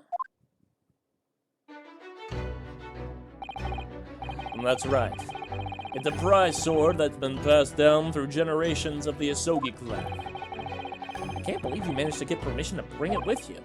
I mean, taking katana on a study tour is more than a little irregular, surely.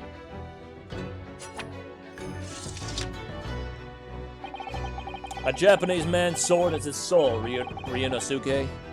I can't be parted from it, from my katana. Karuma guides me. I truly believe that. So its name compels the wielder to slice evil in two?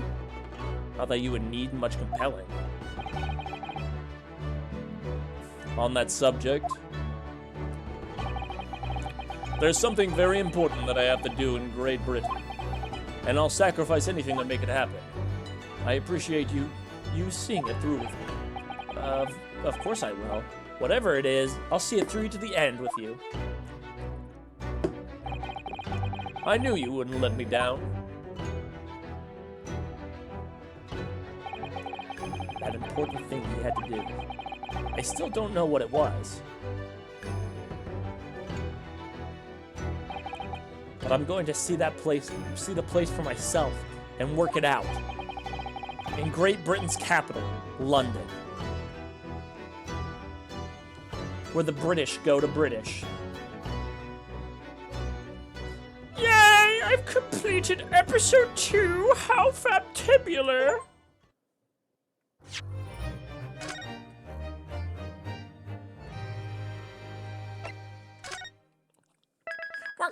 Working out, make about it.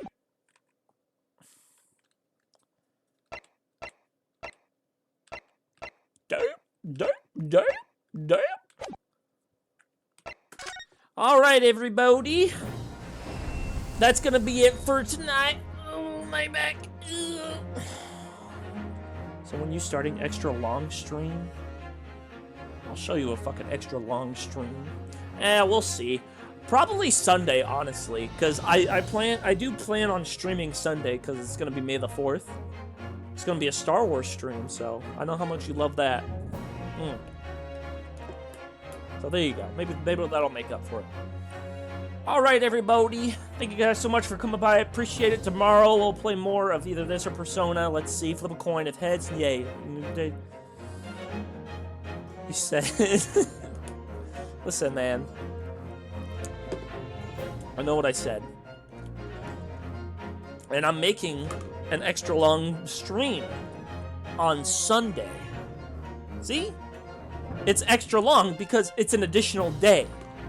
So, suck it up, Buttercup. Fucking bitch ass motherfucker. Alright, anyways. Sorry, that was weird. Fuck. Alright. Anyways, that's gonna be it for tonight. I'll see you guys tomorrow for some more of this or that. Until then, you guys have a good rest of your night. Bye-bye.